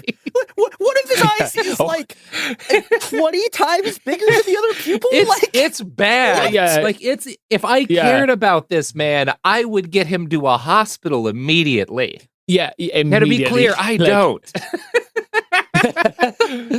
I kind of wonder, the liver, a filtering organ, right? It takes the bad stuff out. I feel like if that's all you eat, you're going to concentrate the bad stuff. You're going to get vitamin A poisoning, which he almost certainly has by now. Did someone slip him a bear liver or something? Polar bear liver? What is going on here? Yeah. He went up the food chain until he ate that wolf's liver and then put it on his head. Yeah, it's very unclear to me. Is he actually eating that much liver? There's videos where he does, but on a daily basis, he's also taking gear. So maybe he has a normal diet in order to outside of it. And this is just for show. There's been a lot of theorizing about that, and we just don't know. But either way, I think it's safe to say this is a sick man, right? This is not a well person. Yeah, his Instagram comments are not helping. One of them was just give this man a gun immediately. Yeah, keep trying to fight Joe Rogan, but I believe you can do it. To be fair, right now, if someone is putting out a casting call for deranged man and prophet in the desert, he looks exactly like that. Absolutely, be incredible at it before we went completely. He looks amazing. He looks incredible. Yeah, he's got 2 foot of beard. His hair is unkempt. Like he looks like, if you know the mural of John Brown. Yeah. John Brown is like yoked and really angry. Yes, That is what he looks like. He does. Different vibes. Speaking of different vibes, let's change up the vibes and play some ads.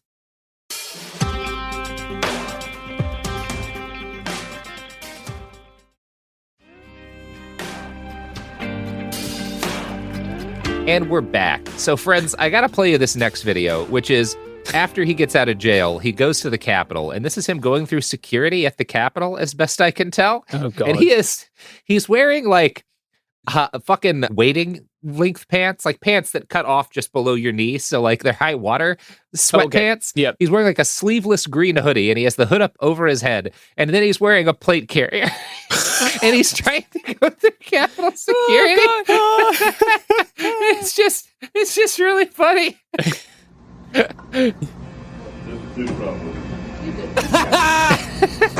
Oh. It's just two ladies in like security uniforms. They're letting him try to go through.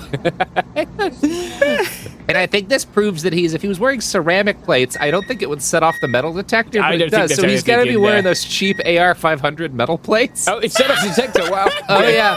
Yeah. I mean, it's possible. This doesn't look like just a weight vest. That looks like just a normal plate carrier, although it's... Yeah, it's a could be- 511 TacTech. It's Yeah, like the yeah, it classic looks like, cosplay yeah. plate carrier. So I think he's just got AR-500 plates in there. Of course. I mean, they're probably just weight plates. They may not even be AR-500. Yeah, they may not even Could be ballistic. Cast iron. He tells them it's his exoskeleton, so he has to keep it on. I don't think he gets in wearing this. Oh, no, I can't. It's my skeleton.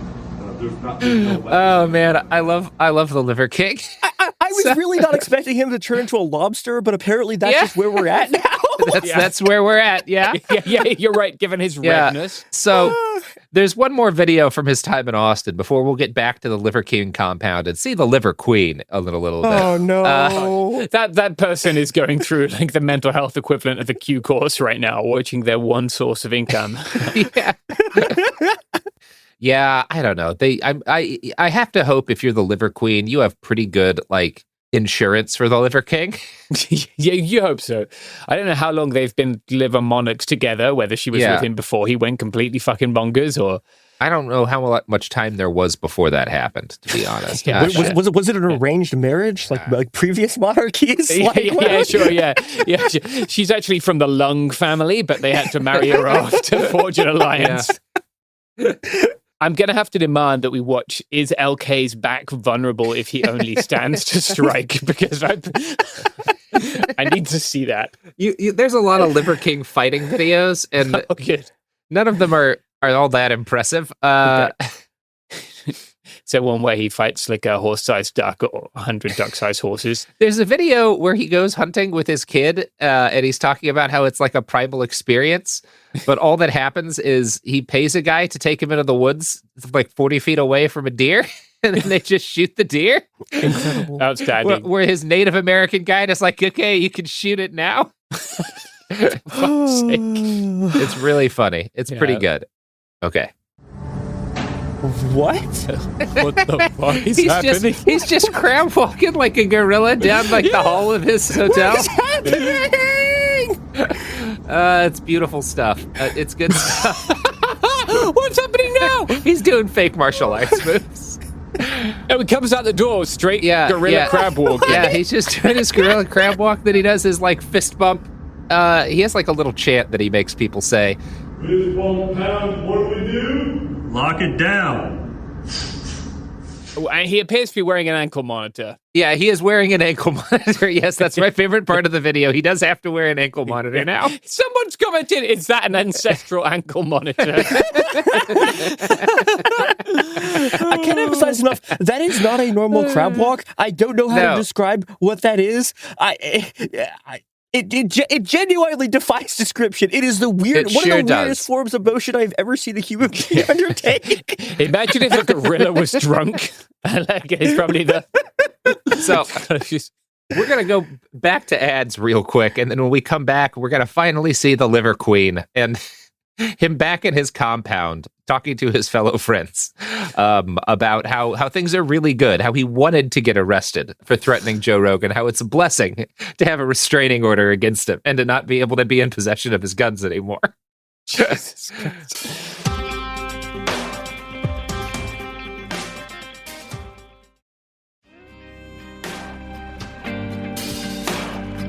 And we're back. And I'm going to play that video for you guys once again. So he is standing in the yard of the Liver King compound. His wife is drinking a glass of wine next to him. And at a point in this, kind of reluctantly takes his hand. They are listening to I think you'd call it a trance remix of Mike Posner's I Took a Pill in Ibiza. So I don't know why. It's just blasting over the yard as he talks, as he rants about his arrest. There's zero grace. There's zero. I really understand. I get it. I really do. And I'm not asking for it. I don't need it. But it's hard. It's the hardest part's over. The hardest part's fucking over. That's great, man. That's really good.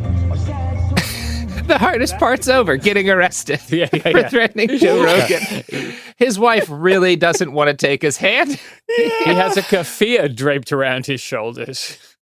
A tactical keffiyeh, no less. He's wearing a tactical keffiyeh. He loves his tactical keffiyeh. Okay.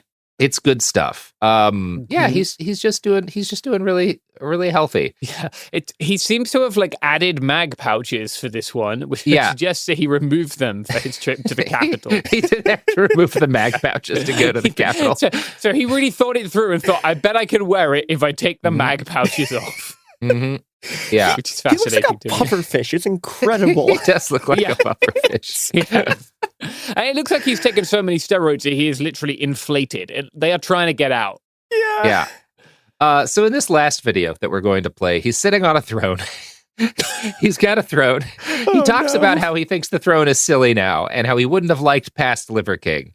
And how people talk about how he's lost it. And he thinks that's a compliment because I think he's making a point about ego death here, but it's not very coherent. So here's the Liver King talking about how it's good to lose your mind. Just walking through the foyer, and I saw these old thrones, and I just kind of laughed. And I was like, oh, God, kind of a little bit embarrassed. And I thought, oh, you know what? I don't think I made a video today. I said I was going to, so I better deliver on it. But it was Sunday, family day, God's day, capital G day. And we did that thing, man. That was good. And so I'm walking by this throne, old throne, and I thought Buffalo's real. That's legit. That's going to stay. But I thought, oh my God, the predecessor me, I would have hated me too.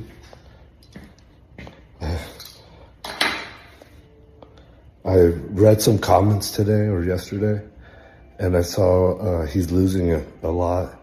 And says it on my desk. Lose yourself. The thing is, when you actually lose yourself, though, and you lose the ego, you can't really tell people, because then it's like, hey, yeah, I actually shed my ego, and now I'm better, That's the ego talking. So if other people are seeing it, whoa, thank you. Or I can also go back to the egomaniac or whatever it is. So here's the thing, folks. The new DSM that's coming out, I think they're going to increase the age at which you could be diagnosed as a schizophrenic for a male up to 40 or something like that. And boy, howdy. Oh, no. Truly, real Rasputin vibes from this one. He's got a hood on. He really is obsessed because his hair. He's got less and less of it every day. Yeah, that'll happen if you're with the testosterone. When you're taking nothing but pure test, yes. Yeah. When you pour testosterone on your cereal in the morning. Yeah. So anyway, that's my update for everyone on the Liver King. He's doing well. I'll be shocked if he's alive in a year. What a fantastic man. He's got kids, but he also makes them eat raw testicles. So I don't know if they're going to be worse off. Yeah. Yeah. I think that is probably one of those rare state should intervene moments. Yeah. Something should be done here. Yeah. This doesn't seem like a healthy guy. I don't know if you should eat just organ meats. No, apparently, like eating a diet that is entirely consists of raw organs, random pharmaceuticals, and gear makes you like talk exactly the same as like a 19-year-old art student. Yeah. On, like another incomprehensible, like sucking enough ketamine to like tranquilize a horse. These are apparently equivalent states of being. This is what I've learned from this. Yep. Yeah, I think ketamine is one possible explanation because some of his behavior is definitely like ketamine coded. Yeah. But I also think there's a good chance that this is just like he's been abusing drugs for such a long period of time that he's just suffering permanent brain damage now at this point, right? Like he's not able to he's not very cogent anymore, and I don't know. I feel like the people who are still around him are largely taking advantage of him for money. Like he was good at making money at one point. There's still cash flooding in. Yeah. And that's kind of what's happening here. But on the other hand, like this guy made his own hell. He made his own bed. He's getting exactly what he wants. Yeah, he lied to people about their health, which is a pretty fucked up thing to do. Like, yeah. I don't have a lot of sympathy for the Liver King. No, I don't have a lot of sympathy for the Liver King. Anyway, any questions about the Liver King before we roll out? I mean, so many, Robert, more than you can ever imagine. But okay, on a scale of like 0.01 to 1 Gaddafi, how were his golden ARs? I mean, they're golden ARs. Like they're fine. Like they are they're definitely like dictator grade ARs. I'll give them that. Like if you saw that in like some fucking junta leader, carrying it around and screaming about executing his enemies, you'd be like, yeah, that fits. That said, I do think if you are going to be carrying a gold-plated weapon, an AR is just inherently less impressive than an AK-47. Like a golden AK-47 says something about you. And a golden AR just says that you have like $15,000 to light on fire for no good reason. Whereas a gold-plated AK-47 says you've probably mixed cocaine and gunpowder, Yeah, that's some advice for the Liver King for free. Yeah. You have to be sending positive messages out into the world with your apparel. Exactly. Yeah, it's just why I'm wearing the derpiest wolf mankind's ever seen. Yeah. So you guys have to just find the fucking wolf. Like the indignity of it being killed is not its final indignity, as it turns out. Yeah. Yeah. No, that's as bad as it can go for a wolf. Yeah, pretty much. You go from the top of the food chain to this guy's balding cranium. It's yeah. I don't know. Have a fucking vegetable, everyone. That's what I have for you. Yeah, have vegetables. Eat more vegetables. Oh, we haven't talked about how he squats. He doesn't squat with the bar. He squats with the rack. We forgot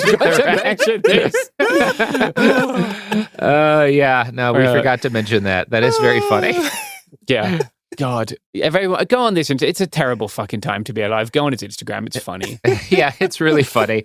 Have some fun. Enjoy the Liver King's Instagram while he's still alive for another 4 to 6 months. I'm not taking any pleasure in this. I don't want him to die. I'm just looking at a man and being like, well, that's not going to last much longer. Yeah, this is like watching a car without brakes. Yeah. Traveling downhill at speed. Yeah. All right, everyone. Have a good night. Triple Crown, yeah, boy! Yeah, boy! Yeah, boy! Yeah, boy!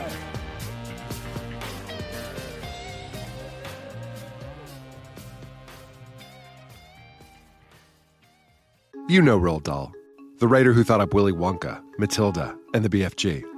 But did you know he was also a spy? Was this before he wrote his stories? It must have been. Our new podcast series, The Secret World of Roald Dahl, is a wild journey through the hidden chapters of his extraordinary, controversial life.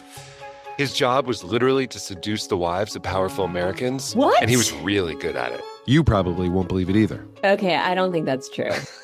I'm telling you, the guy was a spy.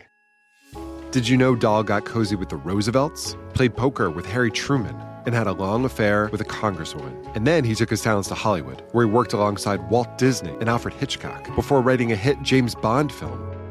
How did this secret agent wind up as the most successful children's author ever? And what darkness from his covert past seeped into the stories we read as kids? The true story is stranger than anything he ever wrote. Listen to The Secret World of Roald Dahl on the iHeartRadio app, Apple Podcasts, or wherever you get your podcasts. When you feel uncomfortable, what do you put on? Biggie. You put on Biggie when you feel uncomfortable? Because I want to get confident. This is DJ Hester Prynne's Music is Therapy, a new podcast from me, a DJ and licensed therapist that asks one simple question. Who do you want to be? And what's the song that can take you there? Music changes what you feel, and what you feel changes what you do, right? That moment where a song shifts something inside you, that's where transformation starts. This year, I'm talking to experts across every area of life, like personal finance icon Jean Chatzky, New York Times journalist David Gellis, relationship legend Dan Savage, human connection teacher Mark Groves, and the man who shaped my ear more than anyone, Questlove.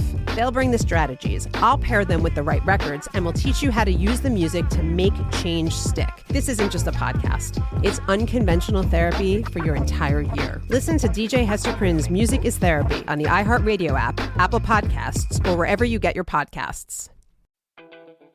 Hi, I'm Danielle Robay, host of Bookmarked, the podcast by Reese's Book Club. And this week on Bookmarked, we're basically hosting the ultimate girls' night. Reese Witherspoon, Jennifer Garner, Judy Greer, Rita Wilson, and Gary Rice, and author Laura Dave. These are the women behind season 2 of the Apple TV series, The Last Thing He Told Me. We're talking about turning a book into a hit show and what it really takes to bring a story to life. The most important metric for me is, do I want to share this book with somebody? That's what creates community, and that's the main thesis of our book club and why we started it, was just to connect people together. Listen to the Bookmarked by Reese's Book Club podcast on the iHeartRadio app, Apple Podcasts, or wherever you get your podcasts. This is Ryder Strong with a podcast called The Red Weather. In 1995, my neighbor, Anna Trainer, disappeared from a commune. It was nature and trees and praying and drugs. So no, I am not your guru. And back then, I lied to everybody. They have had this case for 30 years. I'm going back to my hometown to uncover the truth. You can now binge all episodes of The Red Weather on the iHeartRadio app, Apple Podcasts, or wherever you get your podcasts.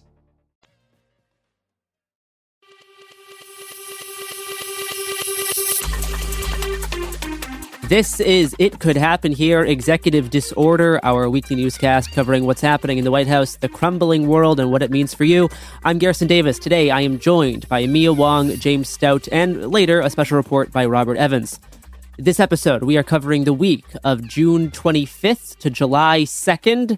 It is the end of Pride Month. It was Canada Day. 4th of July is coming up. I will say no one in our team wished me a happy Canada Day. Not that I noticed. Mm-hmm. That's correct. I hate the Trump administration because I can't do my Death to Canada jokes anymore. It sucks. It's terrible. Canada, welcome to the resistance. I'm going to start with a brief news roundup because there's been so many news stories this past week that we cannot do big sections on all of them. We already have 3 main stories, but there's some mini stories that I didn't want to get forgotten. I'm going to start by talking about the Supreme Court, which has now limited the ability of lower court judges to use nationwide injunctions. So now, Trump's order to end birthright citizenship can be enforced, if even temporarily, for those who are not affiliated with the actual court cases on the constitutionality of ending birthright citizenship. What this means on a broader scale is that Trump's very obviously illegal executive orders can now be enforced in a lot of states, because the injunctions that judges are putting on only apply to the people in those specific cases. So enforcement of the orders can start before the final order on if it's legal or not gets issued. So this is really bad because it will cause some intense, if temporary, like short-term headaches for many people whose now citizenship is in a big question mark. But this also affects many other cases regarding judges' ability to actually issue injunctions that affect things across the whole country. Yeah, there is some sort of like weird hack shit you can do where like there's been some stuff that judges have been trying to do and to be like everyone in the country is a plaintiff or whatever the fuck. Yeah, and I don't know how long that's gonna hold up. And the fuck thing about this is again it's just like what this means is the Trump administration can kind of do whatever the fuck they want, and it's just legal until the Supreme Court like looks at it and that's completely unhinged? Yeah, like egregiously illegal orders can now be enforced for a period of months to years. Yeah. As the court cases eventually will churn their way up to the Supreme Court. Yeah, and this is a particularly egregious one too, because like birthright citizenship is so obviously, it's just literally in the Constitution. Literally the Constitution just says if you're born here, you're a citizen. Yeah, well, it says the section of the amendment that is under question is subject to the authority thereof, which is what is being litigated here. There is a section there that I guess is perceived by some people to be debatable. It doesn't seem very debatable to me, right? No, it's completely insane. It's like unhinged shit. Like it's like stuff you wouldn't have seen even from like unhinged conservative legal cranks 15 years ago. You absolutely would have seen this particular case, unfortunately. Well, I guess the absolute most unhinged maybe, but like you wouldn't have seen even like, I don't know, the normal like person on Fox News kind of unhinged thing arguing this even like 15 years ago, and now this was like on the blogs that have the GeoCities era web design. Yeah. Trying to restrict and quantify citizenship is going to be probably the main theme of this episode, as we will get to in the future. And if even temporarily trying to strip the citizenship of already hundreds of thousands of people who live in this country is incredibly worrying, considering the massive amount of increased funding that ICE is about to receive. Speaking of ICE, second little mini story, an explosive ICE raid in Huntington Park, California. Yeah. Portac and ICE agents used explosives to breach and raid the home of U.S. citizens. A drone was sent into the home after explosives shattered the windows, sending glass shards flying into the home occupied by a mother and 2 young children. The target of the raid was not in the home. Now, Border Patrol was looking for a man that got into a car accident during a previous ICE raid, who was questioned at the scene and was allowed to leave. But now the DHS alleges the man was obstructing the actions of ICE when he rammed his car into a vehicle carrying CBP agents. Though witnesses at the scene say that the feds brake-checked, leading to a rear ending. The man turned himself in on Friday after the raid. So what actually happened here is that ICE caused a car accident, and in response, they blew up the home of U.S. citizens. Yeah, well, they dynamically breached, a home with a little child in right? Like you see in the video. Two young kids, I think like a 6-year-old and a 2-year-old. Yeah, you see them, presumably the mother of the 2-year-old with the child in her arms leaving. They sent a fucking drone in there. They're acting like it's a house full of like active combatants. You have like dozens of people in military fatigues raiding this home. Yeah, except they didn't do it in such a fashion as you would if you were actually worried, right? Like there wasn't a flashbang, right? That they breached, stood around for a while, sent a drone in. They didn't dynamically breach in a dynamic way, right? Like they would if they were expecting a real threat. No, they just wanted to blow up this person's fucking house because they were pissed off that they caused a car accident. Yes. These are the tiniest fucking baby secret police I have ever seen in my entire goddamn life. Fucking Christ. It reminds me of that one like picture of like a police raid in the 90s that conservatives used to use in terms of like the government's taking over of this like, retro 90s SWAT cop like pointing a gun at like a family that's like hiding in like a closet. And the Elian Gonzalez raid, do you mean? Yeah. And how much this was used as like fear of like federal overreach, like used by conservatives. And now this is like their entire platform is raiding the home of U.S. citizens. Yeah, it's probably worth noting, I believe Huntington Park, their mayor has directed their police to enforce the California law, which requires law enforcement officers to identify themselves, right? It's been very common to see ICE agents refuse to identify themselves and wear masks, right? And I believe this was passed by their council, and then their mayor, whose name is Arturo Flores, released a statement calling the ICE abductions masked abductions and directing his police to intervene if what was happening was unlawful or unauthorized. And I can't help but think that is why we saw this happen here, right? I think it may not be so much a car crash as a chance to do something in this city, which has been one of the very few that has taken meaningful action to prevent this.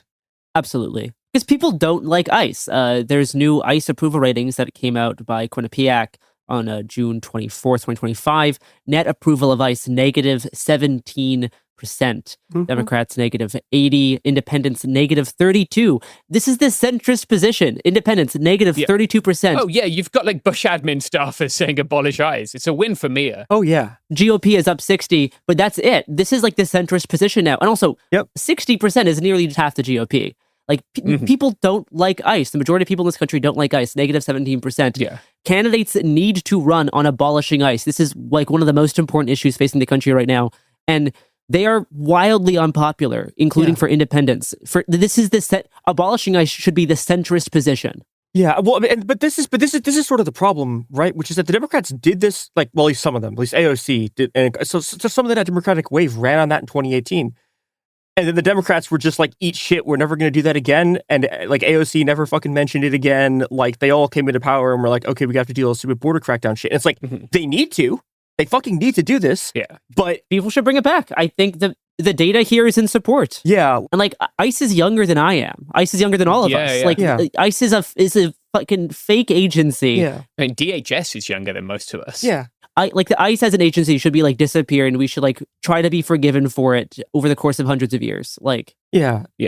People want to learn more about the history of DHS. I did a series about Title 42 where I talk about it a whole lot. Speaking of agencies that shouldn't exist, the BBC cut the feed of the Glastonbury Music Festival during Kneecap's performance to block pro-Palestinian messaging. But they failed to stop Bob Vylan from leading a death to the IDF chant. Wait, Bob Dylan? From being Bob Vylan. Oh, Bob Vylan. Okay. That sounds like, what? Hold on. Thanks, Bob Dylan. Thanks, Bob Dylan. They are a punk rap group, and they were leading death to the IDF chants, broadcast live on the stage. Both of these music groups, Kneecap and Bob Vylan, are now under investigation by the British police from their political comments at this music festival. And the U.S. State Department has revoked Bob Vylan's work visa ahead of an upcoming U.S. tour as punishment for criticizing the military of a foreign country. The party of free speech strikes once again. Yeah, I do want to say that, like, as a consumer of Glastonbury Music Festival content, right? I guess as a British person, and the target like age demographic, I guess what this has overshadowed is the massive amount of support for the Palestinian cause that you saw. Like, go watch a Glastonbury video, and you will not see Palestinian flags in the crowd. Most of them, you will hear the artists acknowledging that there is a genocide in Palestine, right?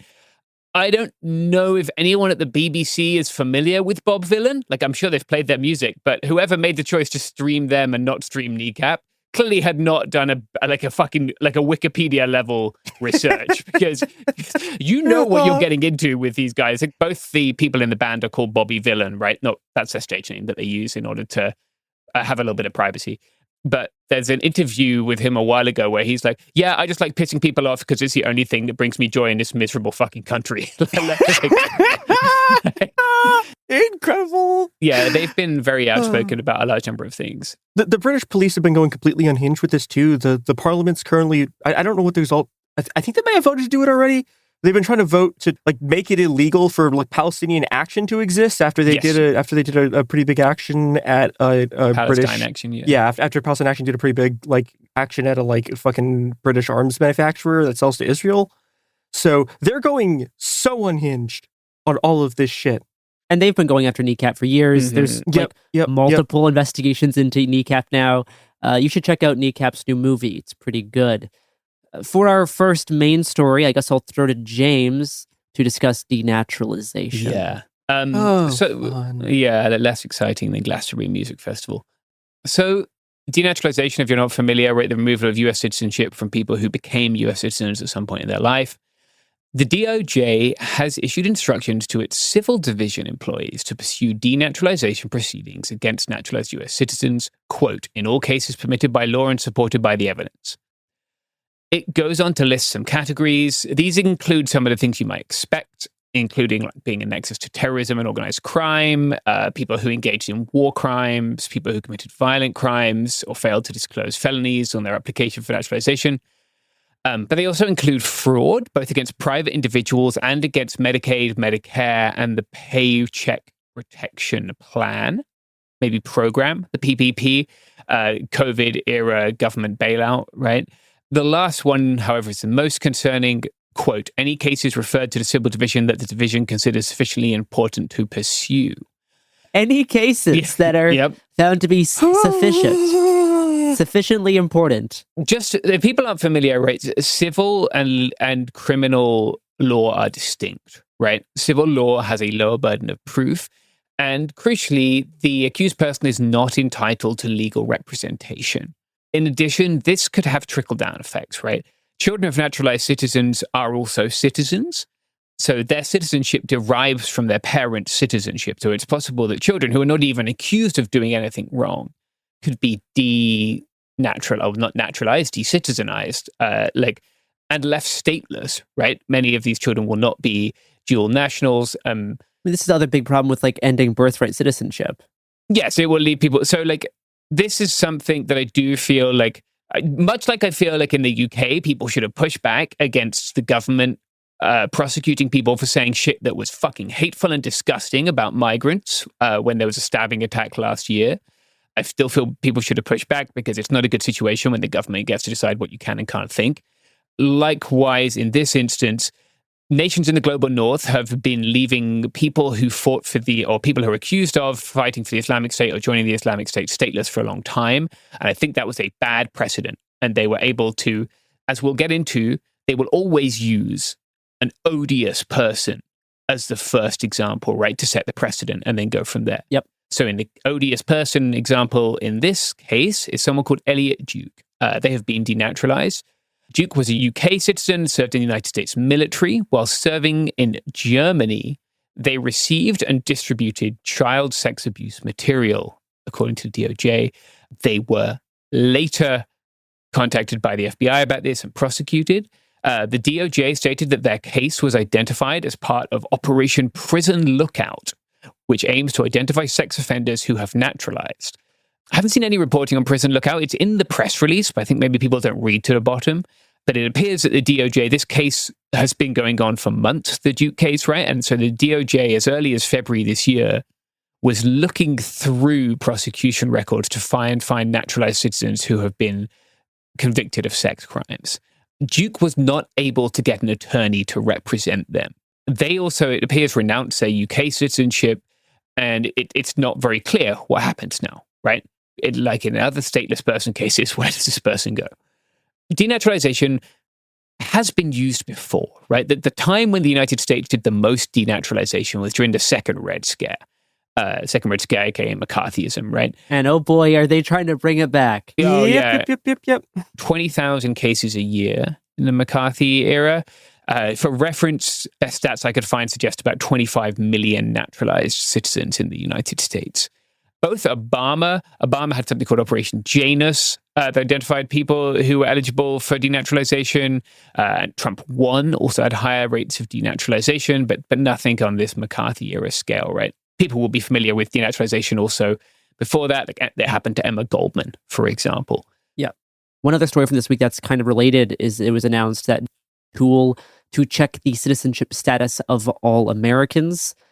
This is the first time we've had a centralized tool like this, or we've attempted to. Yeah. The U.S. has, for a while, has resisted creating a dossier of official citizens because this is a kind of problematic thing to have. There's a lot of issues with this concept. Actually verifying that this list is accurate is very tricky. You have to add people who have been naturalized, how they've been naturalized. There's other people who acquire citizenship through other means than the standard naturalization process, including through your parents. Yeah. There's the Child Citizenship Act of 2000, where if one of your parents is a U.S. citizen and you are not a U.S. citizen, but you live with your U.S. citizen parent while being a legal permanent resident, that then gives you automatic citizenship, but you don't need to apply for the naturalization process. So this is a really weird thing to prove. You have to apply for a certificate or apply for a passport as proof of citizenship. How would those cases be added to this list? Right. This is an incredibly problematic thing to have, and it's going to be used mainly just to hunt people down and try to deport them. Yeah. Massive information security risk. It's really problematic, and tied in with these other denaturalization programs, it's a really worrying sign of where things are going to be going. Yeah. Talking of worrying signs, this is a worrying sign that we have to pivot to advertisements.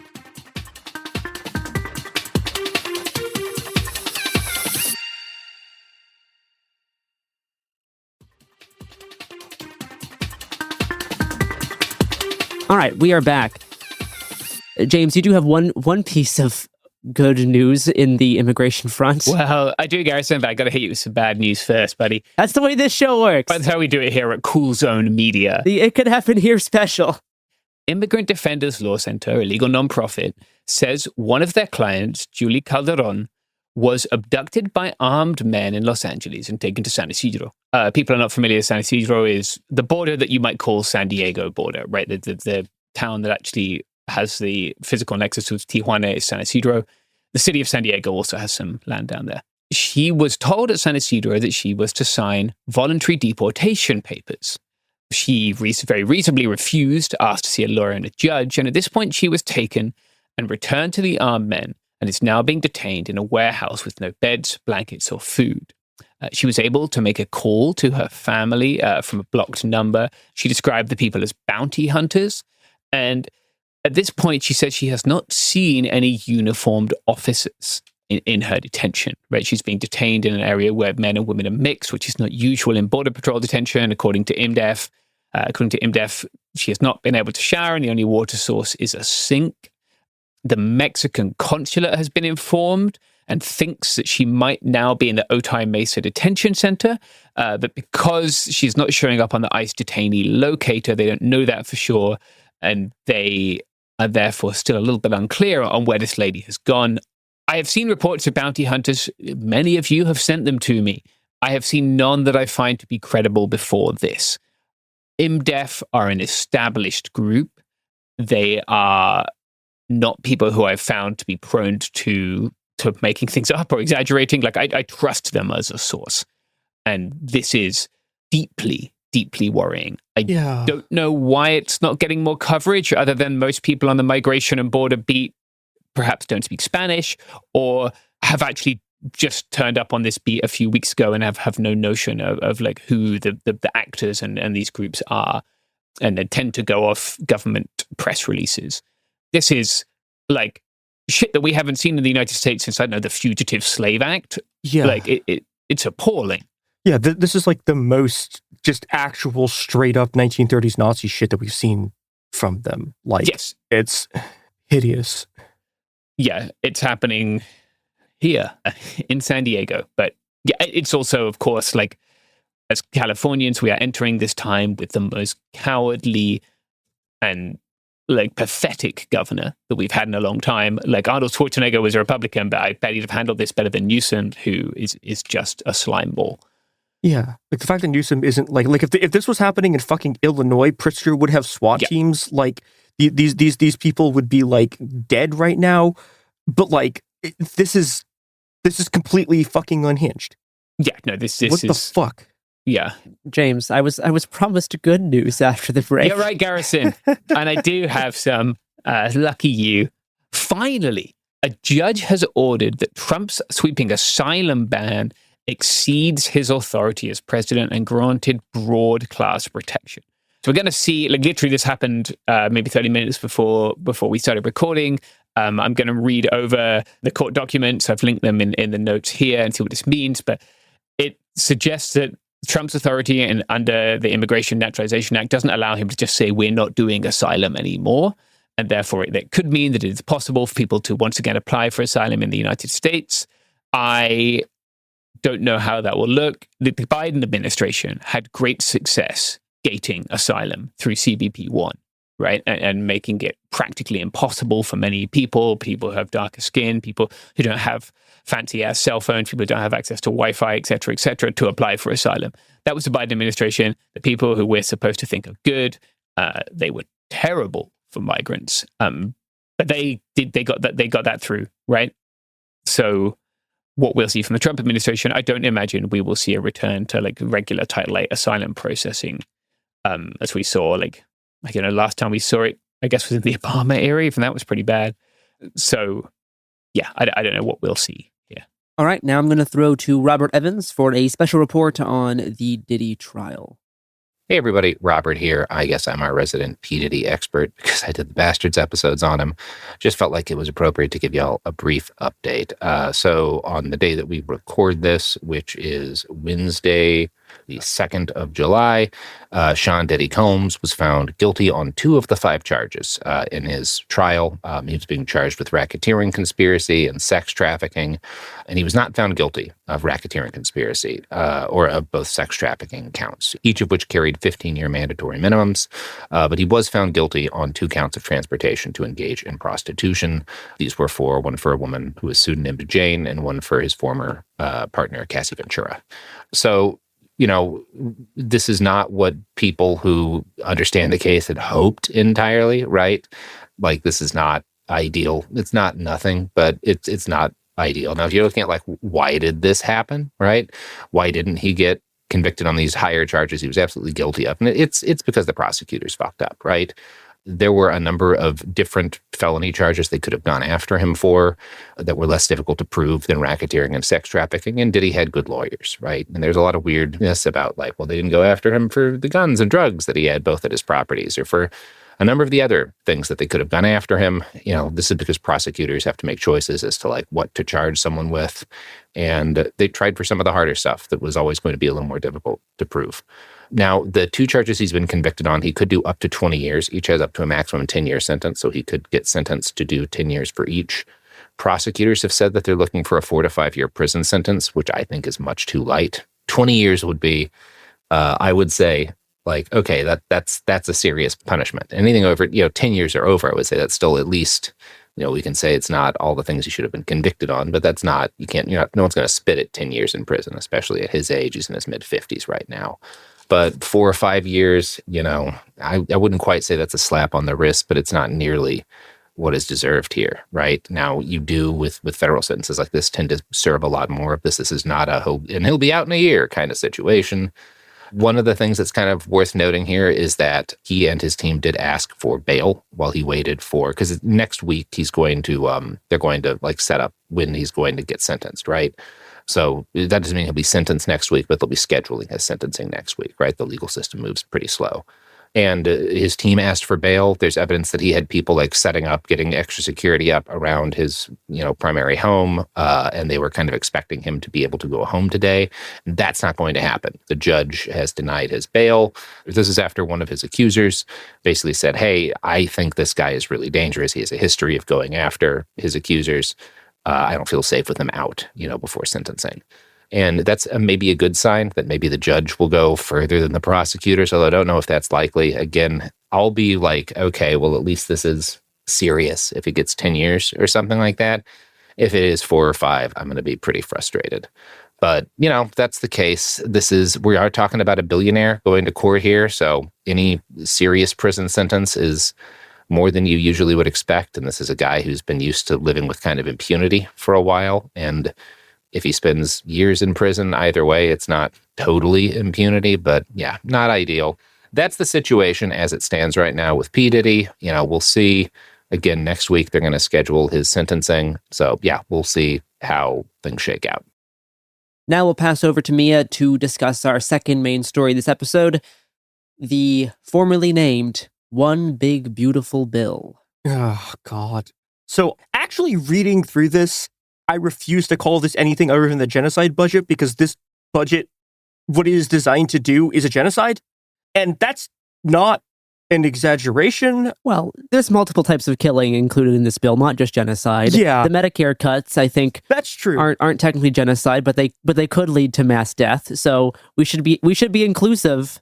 We should be inclusive of all the types of death, I think. We'll get into the Medicaid shit later. We need to start with the mass deportation. We want to do an ethnic cleansing. We want to just simply wipe out entire peoples who live in the U.S.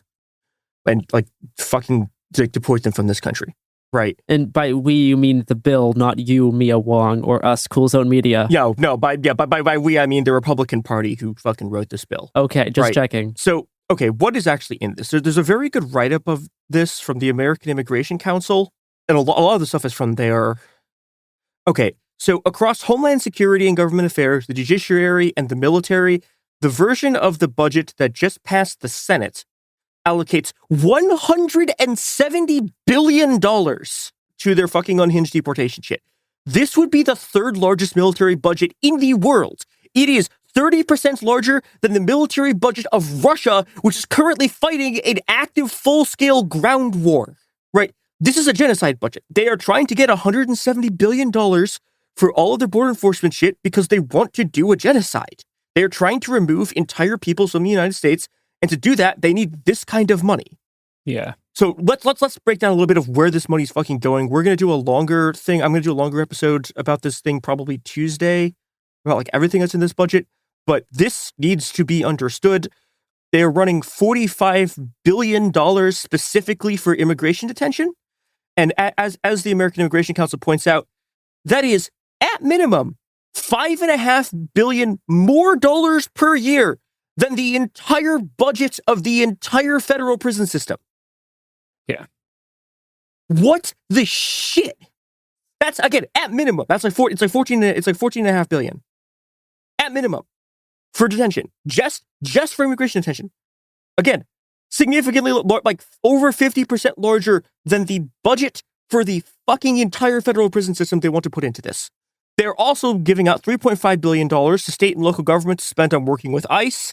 The American Immigration Council estimates this could be 125,000 holding beds for people, which is, and I quote, only just a bit below the current population of the entire federal prison system. So they basically want to create a whole new prison system just for immigrants. Yes. Yeah. And again, and I cannot emphasize this enough. The United States has one of the largest prison systems on Earth, and they want to the largest. I think China might push it. I think it's technically smaller than the Chinese. Oh, actually, let me actually pull the numbers up. Yeah. I think it's technically Per smaller capita. numerically. Per capita, yeah. It's like there's like no contest. Yeah, well, the statistics are weird because there's countries that have like a really, really small number of people. Sure. Like in terms of like large countries. For major countries. For major per companies, capita, not even close. Yeah. Not even close. Now, obviously, that's also counting like state prisons, but like still, our federal prison system is still like unfathomably massive. Yeah. And they basically want to double the size of it specifically just to fucking do this. Just to do these deportations. There's $30 billion in this for direct deportations and just like to hire 10,000 more ICE agents. which Trump's also been calling for in executive orders. Yeah. There is $48 billion for building the wall and like physical border enforcement infrastructure. There's an additional $5 billion for checkpoints and like border patrol like facilities and outposts and shit. Mm-hmm. There's also about $15 billion for states to do deportation shit. There's so much unhinged anti-immigrant shit in this bill that, like, again, we don't have time to get into it here. This is going to be a full episode on fucking Tuesday. This is why you have people like Stephen Miller trying to rally the whole party in support of this bill, which massively raises the deficit, something that Elon's been complaining about quite famously. Yeah, $5 trillion hole in the budget. It doesn't matter. Now there's all these Republican congressmen who constantly complain about the federal debt, who are totally fine increasing the federal debt massively. People compromising their fiscal conservatism in support of a bill that furthers the United States as a white supremacist penal colony. Yeah. And if these senators and congressmen vote against it, then that will be used against them in future elections. Being flanked from further on the right with attack ads claiming that these senators failed to round up the illegals in not voting for the big, beautiful budget bill. Yeah, and I want to point this out, right? Like, they're not going to stop at immigrants. I need to make this incredibly clear. Once you have this infrastructure, you have to use it. Yeah. Okay, look, like the people on like the furthest left of the U.S. have talked about for a long time that this is a country that is built on genocide, right? This is an apparatus that is designed to turn the U.S. specifically into a machine to and again I need to point this out. The definition of genocide includes like removing people from a place. Yeah. Right. Like that is a genocide. If you force a bunch of people if you fucking round them up, put them into camps, and then fucking send them somewhere else, that's a genocide. That is what they are trying to do. Yeah. Like Laura Loomer has been talking today about like the number she was citing was 65 million people, which is just every Latino person in the entire U.S. Yeah, that's Latino people. That's what she's talking about. Specifically talking about how she wants to feed them to alligators, which we'll talk about later. Yes, the context of the number was feeding them to alligators. Yeah. Yeah, right. So like Trump has been joking for a long time about how if Stephen Miller got his way, there would be like 115 million people in this country and they would all look like Stephen Miller. Like that's where they're going. And that's not like, oh, this is blah, blah, blah. You're like, this is the infrastructure for them to be able to do this. And so, like, killing this fucking bill is unbelievably important. We're going to get into more of the fucking unhinged shit in here, but, like, they only passed it by one vote in the House last time. Yeah. and because of the way that reconciliation works, right? If anything changes in the House version of the bill, it has to go back to the Senate, where they also only barely passed it by like buying off Susan Collins. It was a 50-50 split. Yeah. In the Senate. Yeah, with like Murkowski voting for it, for example. Yeah. So like, on the one hand, being able to pass this bill is precarious. On the other hand, if they do it, that limits the window for which we have to like make ICE non-functional a lot, because as they ramp up this capacity, and it's going to take them a while to ramp up this capacity, right? Even if this passes.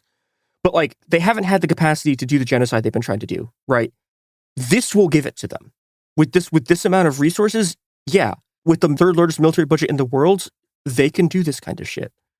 And we have to stop them before they get there. Yeah, like this is one of those call everyone you can in Congress situations. Like, I'm not always a big call your rep person. Yeah.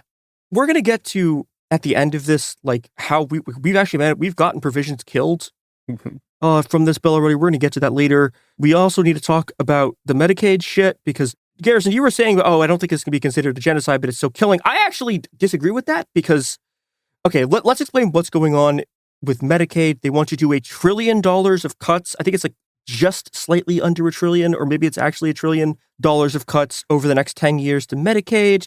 They want to put an 80-hour-a-month work requirement for Medicaid and food stamps. Now, if you are disabled, right, this is just like a fuck you die proposal, because there are a lot of people who fucking can't work 80 hours a month. And this is just like literally eat shit and die, right? They're also expanding this shit, the work requirements to, they want these work requirements to apply to people who have children ages 13 and older. So if you are trying to like raise a child, fuck you, eat shit and die. And again, also like this is both Medicaid and SNAP. So this is a targeted, the estimates by the CBO, this is per PBS, the Congressional Budget Office estimates that by 2034, 18.8 million people will be uninsured from this. It will kick 3 million people off of food stamps. A lot of those people are just going to be disabled, and unbelievable numbers of those people are going to fucking die. And that's the point of this, right? Also, it's going to be just hideous for trans people who use Medicaid and SNAP at enormous rates, because disabled and trans people are like the two poorest populations in the US. It's fucking hideous. These systems are already so hard to get in on and stay on. Yeah. Like both SNAP and Medicaid require substantial revisions and reforms to make them easier to access, to strengthen the infrastructure capacity of these things, to get more people on them. They need more funding. This is basically trying to take an already kind of dying system and just take it out back and shoot it in the head. Yeah. Yeah. Well, and they intentionally just want it to be like harder and more frustrating and shitty to use. Like they literally rolled back, like part of this bill is rolling back a bunch of reforms that Biden made to make it like slightly easier to get on. Yeah. And this is just going like, yeah, fuck you. This is going to be an absolute fucking catastrophe. Not just because of the people that it immediately affects, although it is, again, going to kill unbelievable numbers of people. The other thing with this is that this is going to fucking annihilate rural hospitals, because rural hospitals get a huge amount of their money from Medicaid. And, there's a very good Kaiser Family Foundation report where they talk about how, 1 in 4 people in rural areas get their health insurance from Medicaid. And it's estimated $155 billion decrease in money to hospitals in rural regions over the course of a decade. Those hospitals are already closing. Those hospitals are fucking gone. Like if this fucking passes as is, and there is a provision in there that's like, oh, we're gonna spend $50 billion on to give money to rural hospitals. That's not enough. That's a third of the amount that they're getting cut by, right? Like, and even if those hospitals are open, how the fuck are people gonna pay for the treatments because they're now kicked off Medicaid? But this is going to fucking just absolutely eviscerate the tiny remains of our rural healthcare system, which is a complete fucking shambolic mess. This is just going to fucking liquidate it. It is going to cause mass suffering and death on a scale that we are going to look back at the height of the opioid crisis and in fucking nostalgia, because we're going to have the opioid crisis and this at the same time.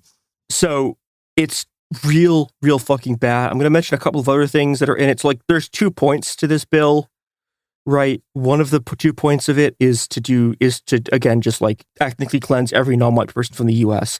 The second point of this bill is to give corporations $4.5 trillion in tax cuts. It's mostly for rich people. That shit sucks.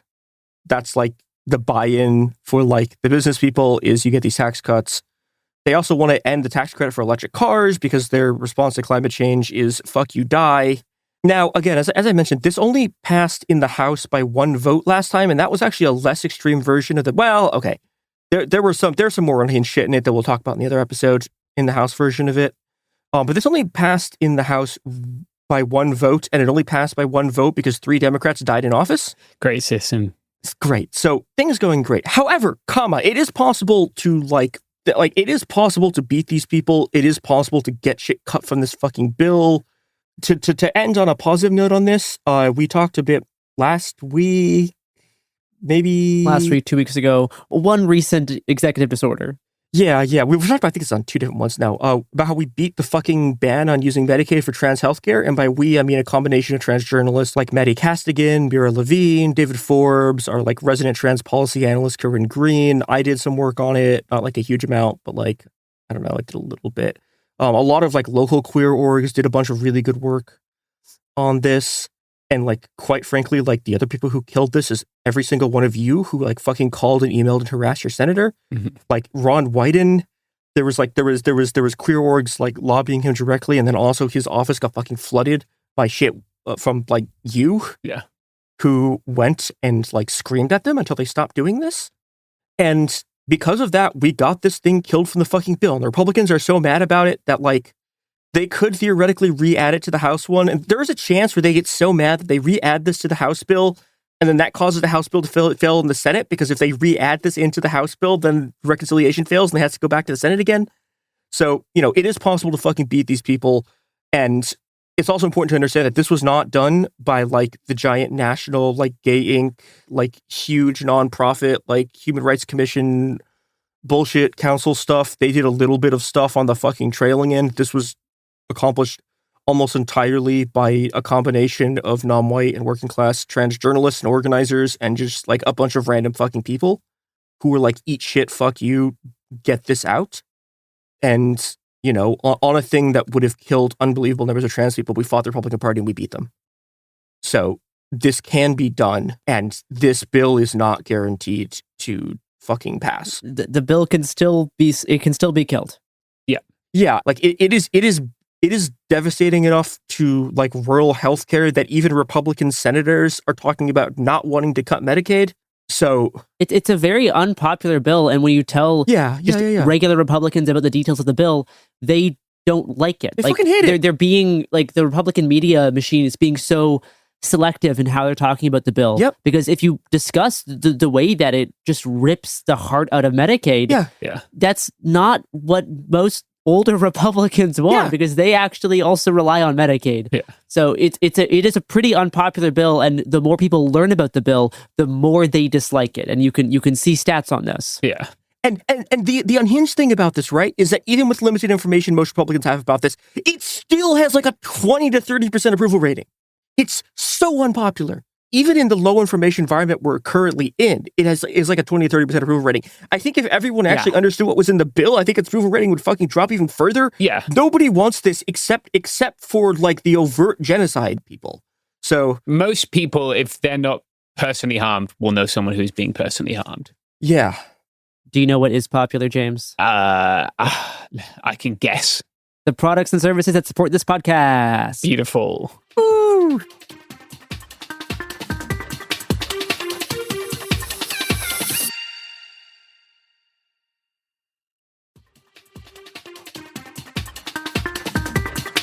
You know what else is extremely popular? It is my hit theme song about tariffs. Let's fucking go! Tariffs don't like it. Rockin' the Casbah, rockin' the Casbah. Tariffs don't like it. Rockin' the Casbah, rockin' the Casbah. Mia, what do we have for tariff talk this week? So this is an important week for tariffs. Next week will be the really, really critical one.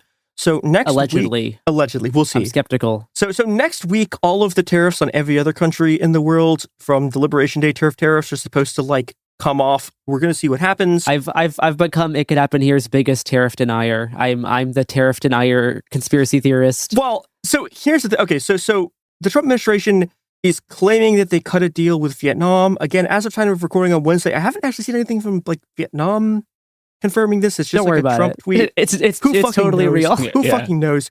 So the deal that he's saying is that Vietnam is going to levy, or the U.S. is going to levy a 20% tariff on all goods from Vietnam and a 40% tariff on goods that are produced elsewhere and moved through Vietnam.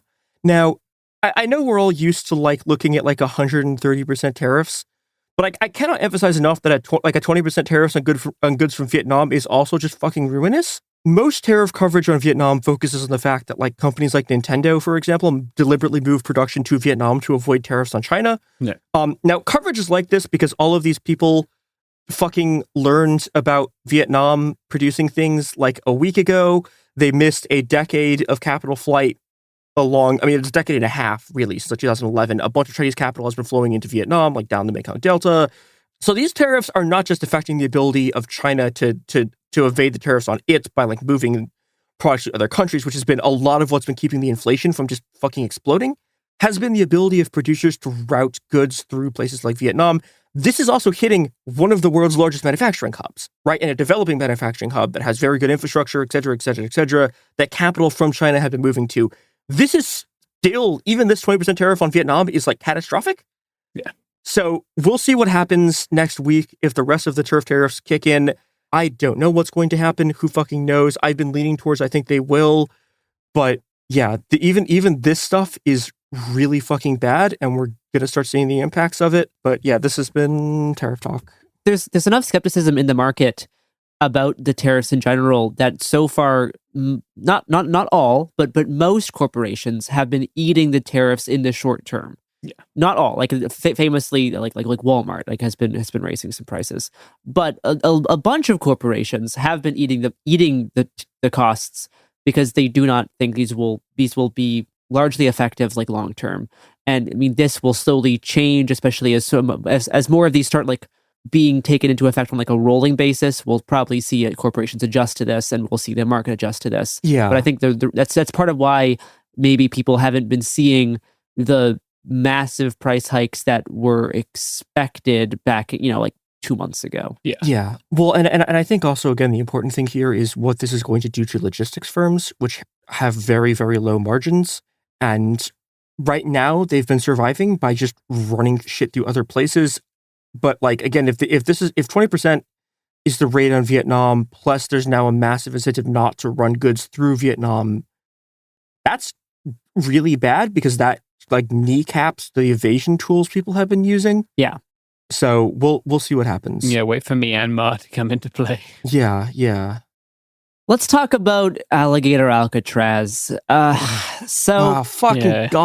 Florida's new immigration detention center has opened this Wednesday. It's built on a remote airport with aircraft hangars outfitted with cages and bunk beds to incarcerate between 3,000 to 5,000 people. The facility is surrounded by a moat of alligators and python snakes. They're calling it Alligator Alcatraz.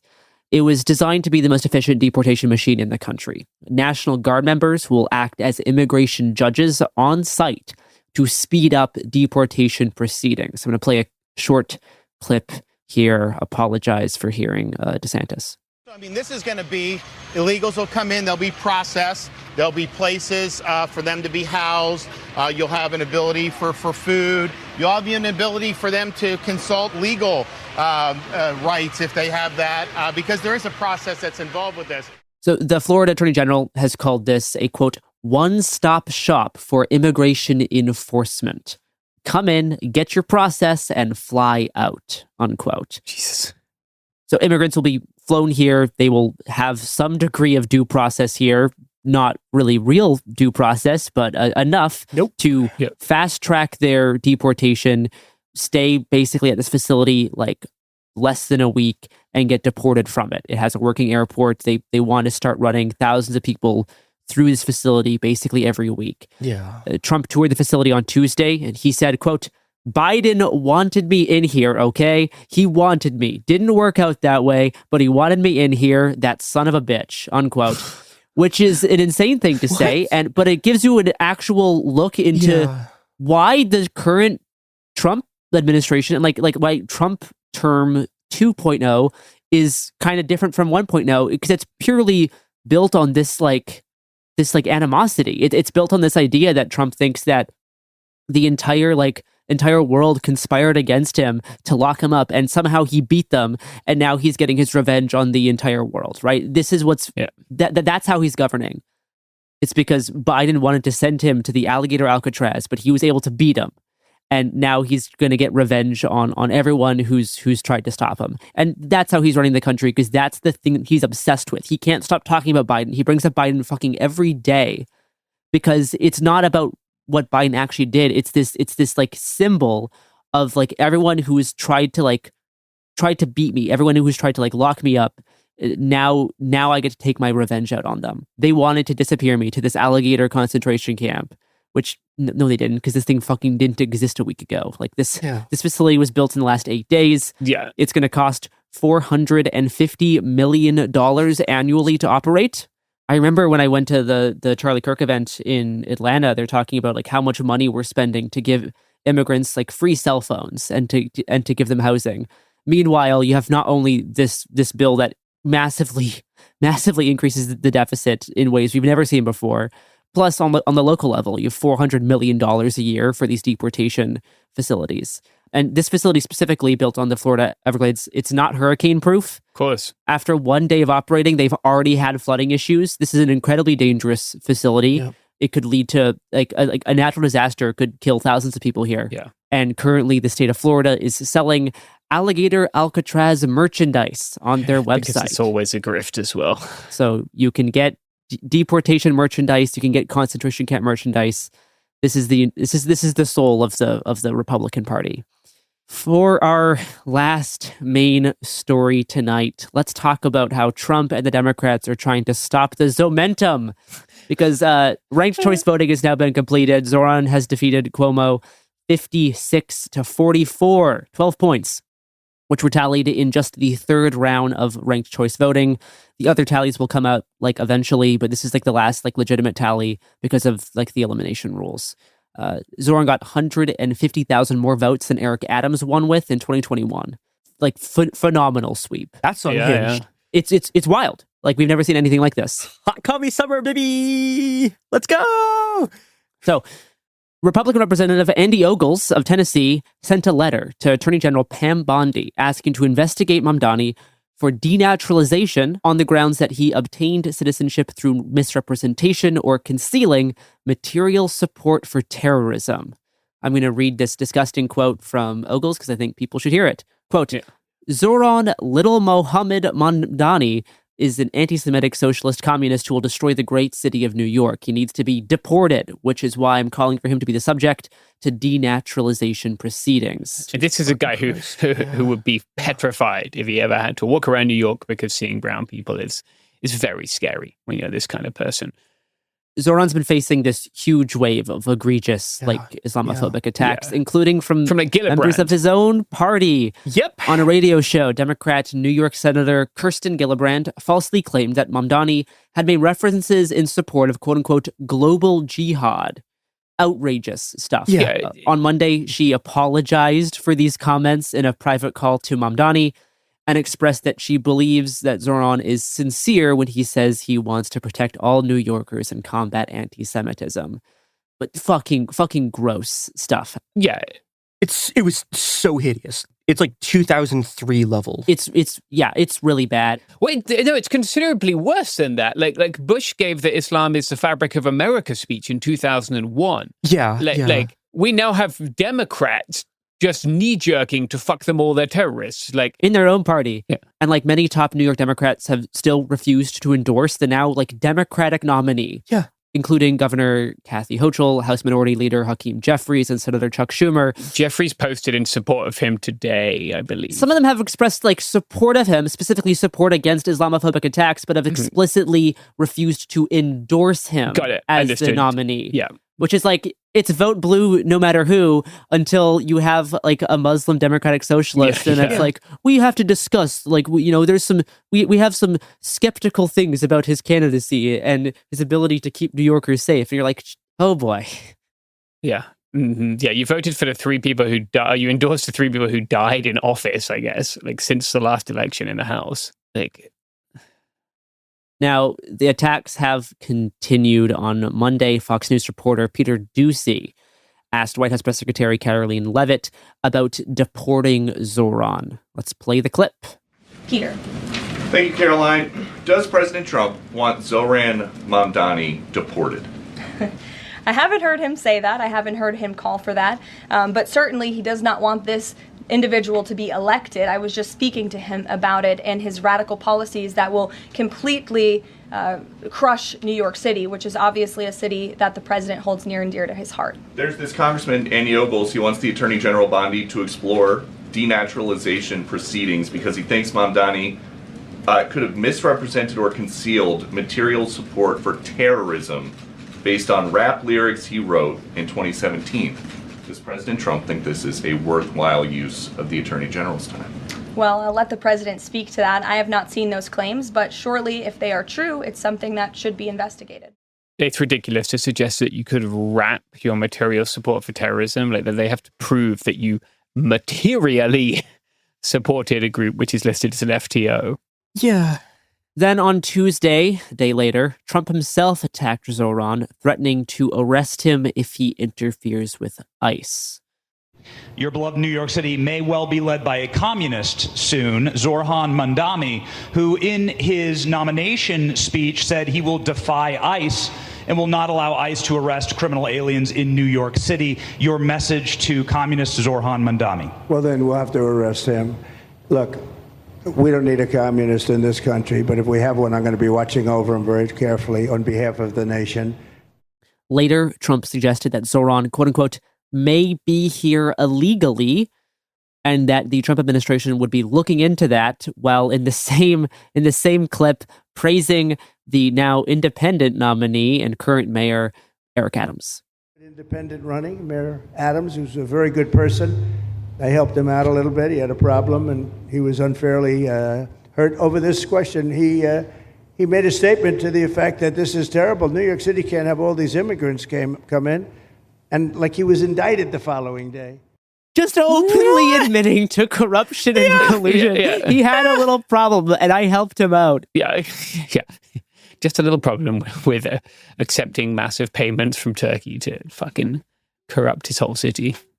And I want to say here too, like as watching just like Trump openly targeting Mamdani, like all of the Democrats who are attacking him are just on the side of Trump here. And this has been a significant problem the entire administration, is that one of Trump's like core bases of support is like sitting Democratic fucking legislatures. It's like fucking Chuck Schumer. Yeah.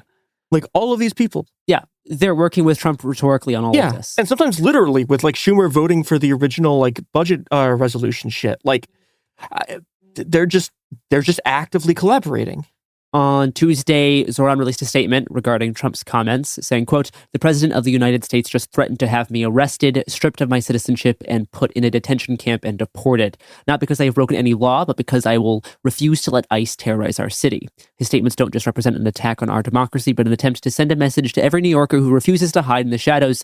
If you speak up, they will come for you. We will not accept this intimidation." That Trump included praise for Eric Adams in his authoritarian threats is unsurprising, but highlights the urgency of bringing an end to this mayor's time in City Hall at the very moment when MAGA Republicans are attempting to destroy the social safety net, kick millions of New Yorkers off health care, and enrich their billionaire donors at the expense of working families. It is a scandal that Eric Adams echoes this president's division, distraction, and hate. Voters will resoundingly reject it in November, unquote.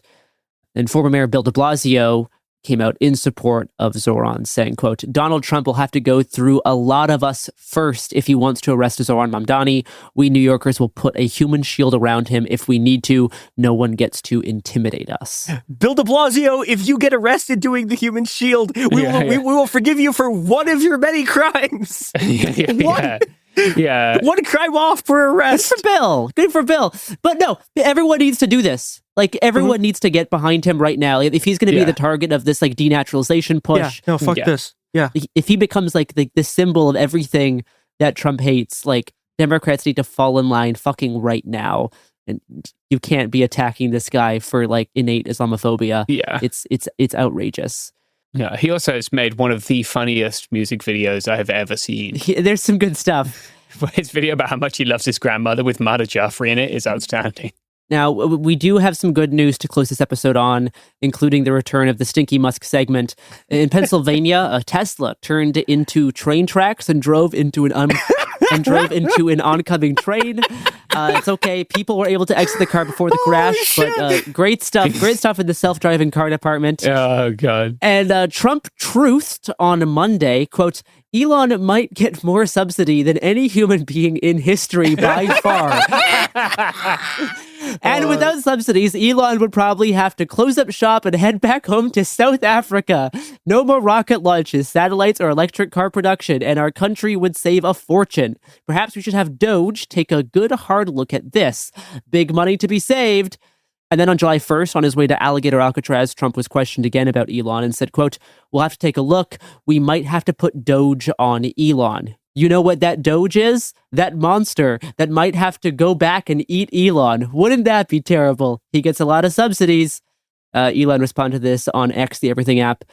Quote, so tempting to escalate this. So tempting. But I will refrain for now. I will say, Musk has also been talking about forming a new party if this budget bill passes. So, God, I hope so. It would be the funniest thing. Yeah. Oh, it would be so good.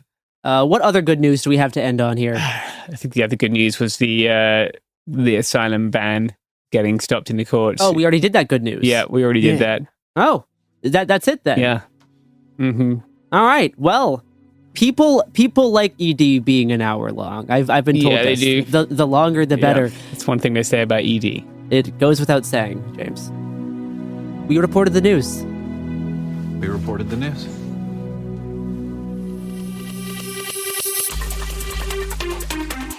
Hey, we'll be back Monday with more episodes every week from now until the heat death of the universe.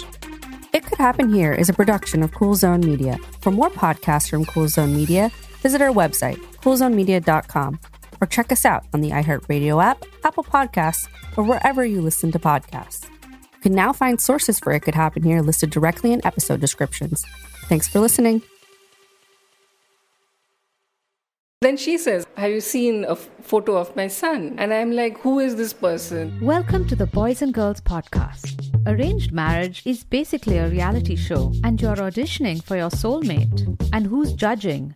Only your entire family. I sacrificed myself to this ancient tradition, hoping to find love the right way. And instead, I found chaos, comedy, and a lot of cringe. Listen to Boys and Girls on the iHeartRadio app, Apple Podcasts, or wherever you get your podcasts. Hey everyone, it's Emily Simpson and Shane Simpson from the Legally Brunette podcast. Each week, we're bringing you true crime through a legal lens. Whether you want all the facts on the disappearance of Nancy Guthrie, or you still need to wrap your head around the Diddy verdict, we're breaking it all down step by step. And we're not just lawyers, we're also husband and wife. It makes for some pretty entertaining episodes. Listen to Legally Brunette on the iHeartRadio app, Apple Podcasts, or wherever you get your podcasts. You know Roald Dahl. He thought up Willy Wonka and the BFG. But did you know he was a spy? In the new podcast, The Secret World of Roald Dahl, I'll tell you that story and much, much more. What?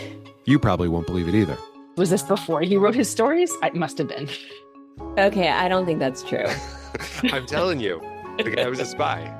Listen to The Secret World of Roald Dahl on the iHeartRadio app, Apple Podcasts, or wherever you get your podcasts.